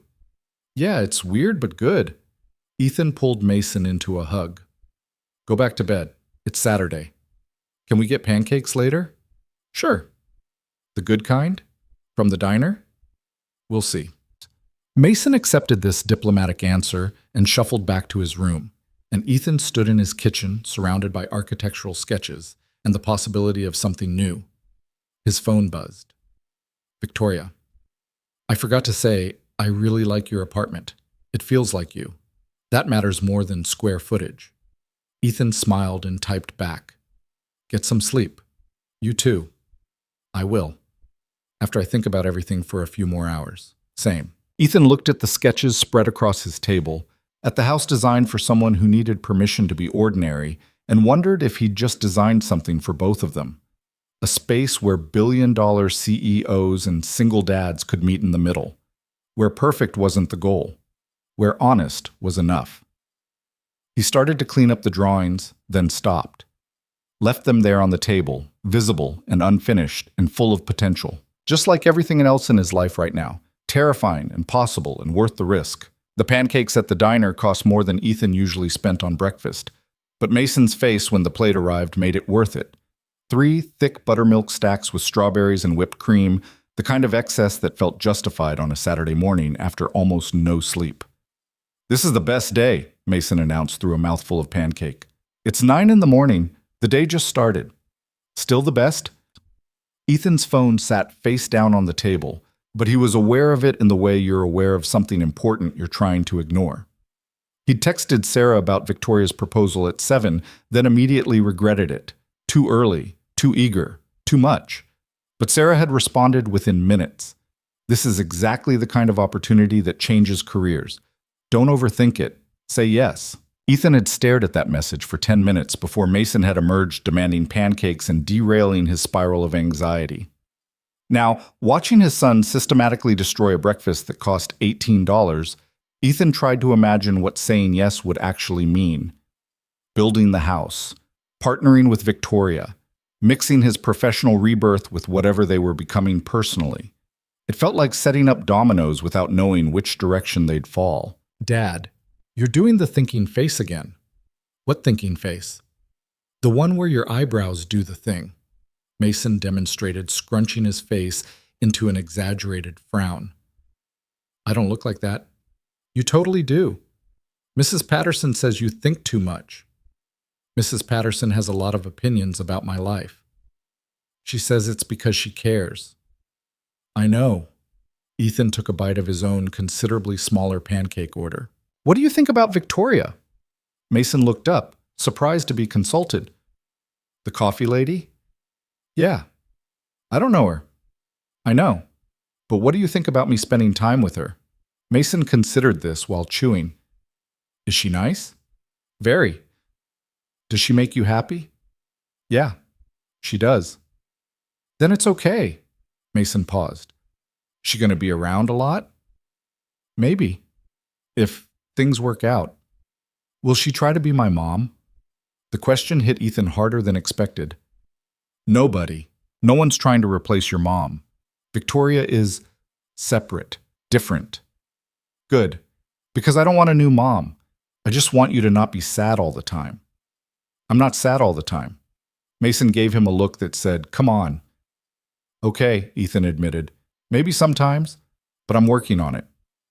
Victoria helps? Yeah, she does. Then I like her.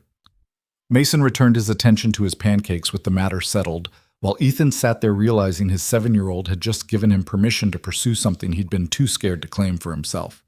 Kids were smarter than adults gave them credit for. That afternoon, while Mason was at Tyler's house for a playdate, Ethan called Sarah. She answered on the second ring, background noise suggesting she was at a construction site. Tell me you're calling to say yes to the house project. I'm calling to ask if that's stupid. Different question. Is it stupid to partner professionally with someone you're personally involved with? Sometimes. Is it stupid to turn down a chance to actually build something that could launch your career? Always. So which stupid are you choosing? When you put it that way, there is no other way to put it. You're overthinking because you're scared. Stop it. Fear is data, not direction. Ethan could hear hammering in the background, someone shouting about measurements. What if it doesn't work? The relationship, I mean. Then you'll have still built a house, still have a portfolio piece, still have proven you can execute on vision. The relationship is separate. Except it's not. Not really. Okay, fine, it's not. So here's what you do. You set clear boundaries. You establish professional parameters. You build the house because it's a good project, not because you're dating the investor. Can you do that? I think so. Then stop thinking and start doing. Send me your construction timeline by Monday. I want to see how you'd actually execute this. Sarah? Monday, Ethan. And congratulations. You're about to become a real architect. She hung up before he could respond, leaving Ethan standing in his quiet apartment with the weight of possibilities settling onto his shoulders. He texted Victoria, "Okay, let's build it." Her response came immediately. "Really, really. But we need ground rules, professional boundaries." Agreed. "Dinner tonight. We can discuss terms. I have Mason. Bring him. I should probably meet him properly anyway." Ethan's stomach flipped. This was moving fast, maybe too fast. But Sarah's voice echoed in his head. Fear is data, not direction. Okay. Where? My place? I'll cook. Or attempt to. Fair warning, my kitchen skills are theoretical. You don't have to. I want to. 7 p.m., I'll send the address. Ethan looked at the message. at the casual offer that represented something huge. Victoria inviting them into her space, her actual life, not the carefully curated version she showed the world. "We'll be there." He picked Mason up from Tyler's at 5, giving them 2 hours to get ready. Mason was confused about why they needed to get ready for dinner. "We're just eating food, Dad. We're eating food at Victoria's house." "Oh." Mason processed this. "The coffee lady has a house? Everyone has a house, buddy. Is it fancy?" "Probably." "Do I have to wear nice clothes?" Ethan looked at his son, at the grass stains on his jeans and the untied shoelaces. "Let's put on clean clothes. Nice is relative." They compromised on jeans without stains and a shirt with buttons. Ethan changed 3 times again before Mason told him he looked fine and they needed to leave or they'd be late. The address Victoria sent led them to a building downtown that Ethan had passed 100 times without really seeing. Tall. Glass. The kind of place that had a doorman and probably a waiting list. The doorman greeted them with professional courtesy that barely masked surprise. Ethan in his off-the-rack jacket and Mason with his backpack full of toys in case dinner was boring. "Ms. Hale is expecting you," the doorman said. "Penthouse. Elevator on the right." The elevator was all mirrors and soft lighting. Mason stared at their reflection. "Dad, we look fancy. We look like us." "That's what I said. Fancy us." The elevator opened directly into Victoria's penthouse, and Ethan's first thought was that she'd been right. It looked like a magazine spread. All white walls and minimal furniture and abstract art that probably cost more than his car. Floor-to-ceiling windows showed the city spread out below them, lights beginning to twinkle as evening settled in. Victoria emerged from what Ethan assumed was the kitchen, wearing jeans and a t-shirt with flour on it. "Hi," she said, slightly breathless. "Ignore the mess. Cooking is harder than the internet suggested." "Hi," Ethan gestured to Mason. "This is my son, Mason. Buddy, this is Victoria." Mason stepped forward with the confidence of someone who'd been taught manners but didn't quite understand why they mattered. "Hi, your house is really tall." Victoria laughed, surprised and genuine. "It is, isn't it? Sometimes I forget because I'm inside it. Do you want to see the view?" "Okay." She led Mason to the windows while Ethan stood in the entryway, feeling out of place. The apartment was beautiful in the way that meant no one really lived there. No books on surfaces. No coffee rings on tables. Nothing out of place except the faint smell of something burning coming from the kitchen. "Is something on fire?" Ethan called. "Potentially," Victoria called back. "Mason, stay here. I need to rescue dinner." She disappeared into the kitchen, and Ethan followed, leaving Mason pressed against the window counting cars below. The kitchen was chaos. Every surface was covered. Cutting boards, mixing bowls, ingredient containers. What looked like 3 different cookbooks open to different pages. Victoria stood at the stove, poking at something in a pan with a wooden spoon. "I thought I could make chicken piccata," she said without looking at him.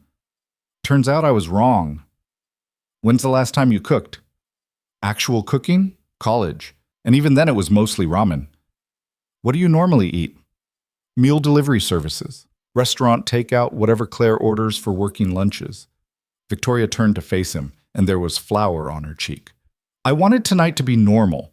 Homemade dinner like regular people have. But I'm failing spectacularly." Ethan stepped closer and wiped the flour from her face. "Regular people order pizza when cooking fails." "Is that allowed?" "It's basically mandatory." Victoria looked at her kitchen disaster, then at Ethan, and started laughing. Real laughter, the kind that bent her over and brought tears to her eyes. "I'm a billionaire CEO," she gasped between laughs. "I negotiate mergers and acquisitions. I run a company with 3,000 employees, and I can't make chicken piccata." "No one can make chicken piccata on their first try." "I bet you can." "I can't.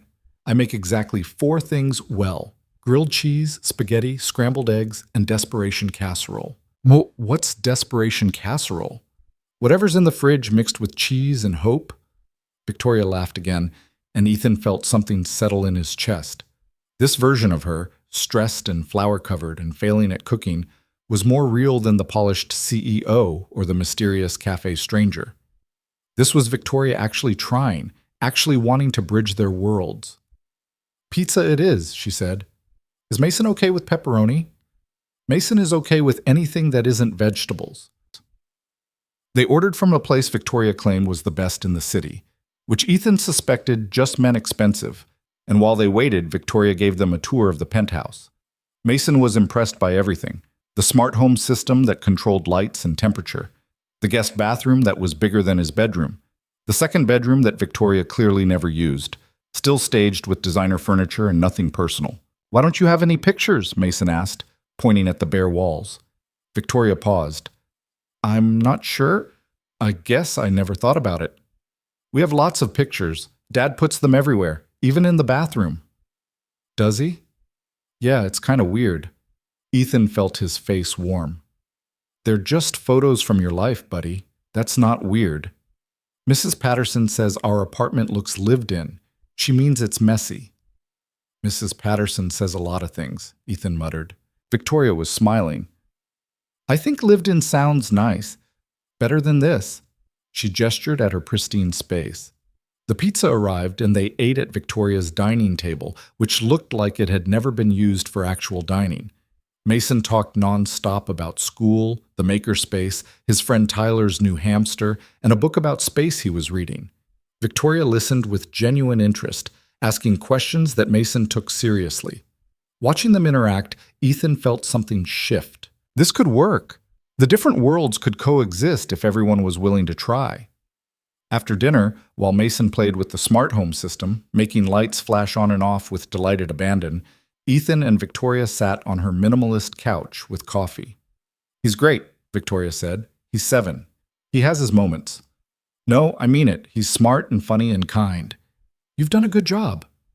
"I've done my best." "It's not always good." Victoria turned to face him. "Can I ask you something?" "Sure." "Are you okay with this? All of it? The house project, us, mixing professional and personal?" Ethan thought about the question. "Honestly, I'm terrified, but Sarah told me fear is data, not direction, so I'm choosing to move forward anyway." "Smart mentor." "She has her moments." Ethan paused. "What about you? Are you okay with it?" "I'm choosing to try." "That's different than being okay, but it's something." "It's enough." They sat in comfortable silence, watching Mason make the lights spell out SOS in what he claimed was Morse code, but definitely wasn't. "This place is beautiful," Ethan said, "but it doesn't feel like you." "I know. I hired a designer, told her to make it look successful. She did exactly what I asked." "What would you want it to look like if you were asking for yourself?" Victoria looked around her sterile space. "I'm not sure anymore. I've been performing for so long I don't remember what authentic looks like." "The house I designed," Ethan said carefully. "That's what I think authentic could look like for you. Color. Warmth. Spaces that invite living instead of impressing. Build it and maybe I'll move in." She said it lightly, but Ethan heard the longing underneath. They left around 9:30, Mason falling asleep in the car on the drive home. Ethan carried him up to the apartment, got him into pajamas without fully waking him, and tucked him into bed. His phone buzzed as he was closing Mason's door. "Victoria. Thank you for tonight, for bringing Mason, for making this feel possible." Ethan. "Thank you for trying, for the terrible chicken piccata attempt and the actual pizza." Victoria. "When do we start on the house?" Ethan. "Soon. I need to finalize plans with Sarah, get permits, find a location." Victoria. "I have a location. An empty lot in Riverside, zoned residential. It's been sitting vacant for 2 years." Ethan. "You already have a location?" Victoria. "I might have been optimistic about your answer." Ethan. "That's either presumptuous or romantic." Victoria. "Can it be both?" Ethan. "Yeah, it can be both." He fell asleep that night thinking about foundations and frameworks, about building something from nothing, about the difference between spaces that looked impressive and spaces that felt like home. The next 3 months happened fast. Sarah helped Ethan refine the plans into actual construction documents. They worked nights and weekends, Sarah pushing him to think about every detail: materials, costs, energy efficiency, accessibility. The house evolved from a sketch into a real thing that could be built. Victoria handled permits and contractors with the efficiency of someone who is used to making things happen. She didn't throw money at problems, which surprised Ethan. Instead, she negotiated, asked questions, demanded accountability. She wanted to understand the process, not just fund it. They saw each other when they could. Coffee in the mornings before work, quick dinners when Mason was at friends' houses, stolen hours that felt precious because they were rare. And slowly, carefully, they built trust alongside the house. The media attention started small. A photo of them leaving a restaurant, Victoria's hand in Ethan's. Then an article speculating about her mysterious new boyfriend. Then reporters showing up at Mason's school, which made Ethan's blood boil. Victoria handled it with practiced calm. "Ignore them," she said when Ethan called her, furious. "They'll move on to the next story soon enough. They're bothering my kid. I know. I'm sorry. I'll have security assigned to the school, quietly. Mason won't even notice." "Victoria, it's not negotiable, Ethan. If we're doing this, I'm protecting what matters, and he matters." The security was subtle. Ethan barely noticed them, which meant they were good at their job. The reporters moved on within 2 weeks, exactly as Victoria had predicted. But the experience left Ethan shaken. This was Victoria's normal: scrutiny, attention, privacy as a luxury instead of a right.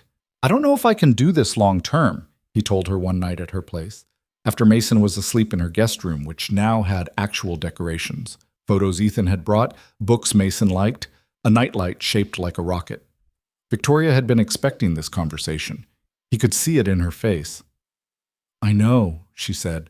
"I've been waiting for you to realize it. I'm not saying I want to stop.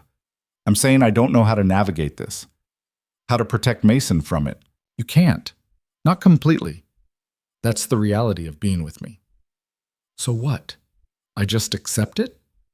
Or you decide it's not worth it?" Victoria's voice was steady, but Ethan saw the tension in her shoulders. "I won't blame you. I'd understand." Ethan thought about walking away, about returning to his small, predictable life where the biggest stress was car repairs and homework. It would be easier, safer. But he'd learned something in the past months. Easy wasn't always better. Safe wasn't always right. "I'm not leaving," he said. "I'm just scared." "Good. Me too." "Really?" "Every day.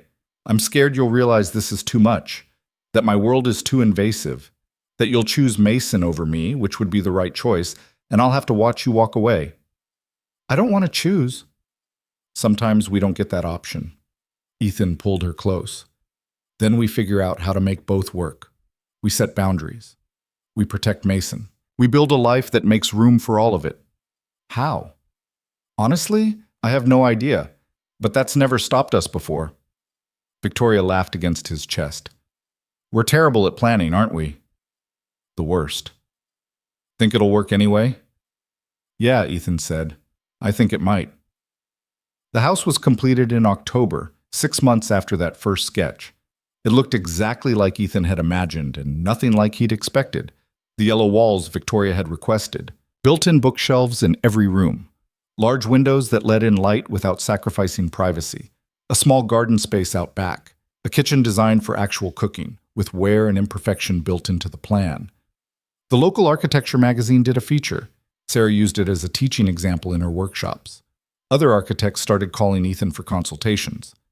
But the best moment came when Victoria walked through the finished space for the first time. She stood in the living room, turning slowly, taking in every detail. The color on the walls, the light through the windows, the built-in bench with cushions Ethan had chosen himself. "This is perfect," she said quietly. "It's not. Look, there's already a scratch on the floor, and the paint isn't quite even in the corner. That's what makes it perfect. It's allowed to be imperfect." She turned to him with tears in her eyes. "You built me permission." "What?" "Permission to be imperfect, to be human, to exist without performing." Victoria wiped at her eyes. This house is permission. Ethan understood then what he'd actually designed. Not just a structure, but a philosophy. A space that said you don't have to be perfect to deserve beauty. That function and warmth mattered more than impression. "Are you going to live here?" he asked. Victoria looked around the space she'd funded, but Ethan had imagined. "I think I might, if that's okay." "It's your house." "No, it's our house. You designed it. I just made it possible. Partnership, Ethan said. Partnership, Victoria agreed. They stood in the empty living room of a house designed for imperfection, and Ethan felt something click into place. They'd built more than a structure. They'd built proof that different worlds could coexist, that gaps could be bridged with intention and honesty. That night, the three of them, Ethan, Victoria, and Mason, had dinner in the new house. Desperation casserole, because neither Victoria nor Ethan had remembered to plan actual food. They ate sitting on the floor because furniture hadn't been delivered yet, and Mason declared it the best dinner he'd ever had. "Can we eat on the floor at our house too?" he asked. "Sometimes," Ethan said. "Special occasions. What makes tonight special?" Ethan looked at Victoria, at her hair pulled back and her face free of makeup and flour, somehow still on her shirt, even though they hadn't cooked. "We finished something we built together," he said. "That's pretty special." Mason seemed satisfied with this answer. He went back to his casserole, already thinking about something else. But Victoria reached over and took Ethan's hand. "Thank you," she said. "For what?" "For seeing me. For building this. For believing it could work." "It's just a house." "No. It's proof that impossible things are possible if you're willing to try." Months became a year. Victoria moved into the house in Riverside, slowly making it her own, adding plants that got messy, filling shelves with books, hosting dinners where burnt food was laughed about instead of hidden, learning to live in a space that demanded nothing but presence. Ethan's architecture career grew steadily, more commissions, more consultations. Sarah took him on as a junior partner in her firm, mentoring him through projects that mattered more than they paid. Mason adjusted to having Victoria around, the way kids adjust to everything, with questions and acceptance in equal measure. She wasn't his mother. She didn't try to be. But she showed up, read him books about space, helped with homework, remembered what mattered to him. They built something together. Not perfect, never perfect, but real. The proposal happened on a Tuesday. Nothing special about the day. Ethan had dropped Mason at school and was meeting Victoria for their weekly terrible coffee tradition at their original cafe, which had somehow stayed terrible despite the neighborhood gentrifying around it. She was waiting at their table, 2 cups of coffee that smelled burnt. "I have something to ask you," Ethan said, sitting down. "Okay. It's going to sound crazy. Most of your ideas do." "Fair." Ethan took a breath. "Move in with me. You and Mason and me. Not in the Riverside house. In a new house, one we designed together, one that makes room for all of us." Victoria set down her coffee carefully. "Ethan, I know it's fast. I know it's complicated. I know all the reasons it's impractical. But I also know that I love you, that Mason loves you, that we're already building a life together. We're just doing it across 2 addresses and too much driving. You love me?" "Yeah, I do." "I went to the wrong restaurant that night and found exactly what I wasn't looking for. And I don't want to keep pretending we're taking this slow when we both know we're not." Victoria was quiet for a long moment. Then, "I love you too. Have for months. I've been terrified to say it." "Why?" "Because it makes it real. Makes the stakes real. Makes the potential loss real. Everything worth having comes with the risk of loss. That doesn't mean we don't try," she says, the man who gave up architecture for a decade. Says the man who learned it's never too late to start again. Victoria smiled, and it was the smile Ethan loved, the real one, the one that showed her crooked tooth and made her eyes crinkle. "Ask me again," she said. "Properly." Ethan got down on one knee in the middle of a terrible cafe where they'd first met by accident, surrounded by strangers who didn't care about billionaire CEOs or struggling single dads, or the impossible gap between their worlds. "Victoria Hale, will you marry me?" She pulled him to his feet and kissed him in front of everyone. "Yes, but on one condition." "What?" "We design the house together, equal partnership. You don't just ask me what I want, we figure out what we want." "Deal." They got married 6 months later. Small ceremony. Mason is the best man, taking his job incredibly seriously. Sarah and Claire as witnesses. A few close friends who'd watched them build something from nothing. No media, no performance, just 2 people promising to keep choosing each other despite complications. The house they designed together took a year to build. It was bigger than the Riverside house, but still human-sized. Space for Mason to grow up. An office for Ethan to work. A room Victoria claimed for reading, but secretly used for the painting she'd started doing again. Remembering a version of herself from before success had demanded performance. It had yellow walls in the kitchen and plants that got messy, and windows that let in too much light, and a garden that required actual work. It was imperfect and lived in and exactly right. On the night they moved in, after Mason was asleep in his new room and the boxes were still half unpacked, Ethan and Victoria sat on the floor of their living room with terrible coffee they'd brewed themselves. "Did we really do this?" Victoria asked. "Looks like it. Built a life from a blind date I wasn't even part of. I went to the wrong place that night." Victoria leaned against him, fitting into his side like she'd always belonged there, and found the only place that ever mattered. Ethan thought about that first night in the cafe, about sitting alone waiting for someone who would never come, convinced he'd failed again at something that should have been simple. He thought about Victoria walking in, looking for somewhere quiet, somewhere she could stop being who everyone expected. Two people going to the wrong place at the right time. Building something from nothing. Choosing honesty over perfection. Choosing to try. "You know what I learned from all this?" Ethan said. "What?" "That the best things in life come from being willing to start over. From admitting you gave up on something that still matters. From believing it's never too late to build what you actually want instead of settling for what feels safe." Heavy thoughts for a Tuesday. Sarah says architecture is philosophy made physical. I think relationships are the same thing. We build them with intention, or we build them by default. But Victoria was quiet for a moment. Then, "I'm glad we built this with intention." "Me too." They sat in the imperfect house they'd designed together, drinking terrible coffee and making plans for tomorrow. And Ethan realized something important. He'd spent years believing his life was too small to contain big dreams. That single dads with broken cars and limited budgets didn't get second chances at abandoned ambitions. But dreams didn't require perfect circumstances. They required willingness, honesty, the courage to start again even when starting felt impossible. And sometimes, when you were brave enough to sit alone in a cafe and wait for someone who wouldn't come, the universe sent you exactly what you needed instead. Not what you expected, not what you planned for, but what you needed. Victoria fell asleep against his shoulder, and Ethan stayed awake a while longer, thinking about the house he'd designed for permission, about the life they'd built from honesty, about all the ways wrong turns could lead to exactly the right place. Mason called from upstairs, something about not being able to find his favorite pajamas, and Ethan carefully extracted himself from Victoria to handle the crisis. This was his life now, mixing the mundane with the meaningful, balancing architecture with parenting, building a marriage with someone whose world operated on a frequency he was still learning to navigate. It was complicated and imperfect and more than he'd ever imagined possible. And it was enough, more than enough. It was everything.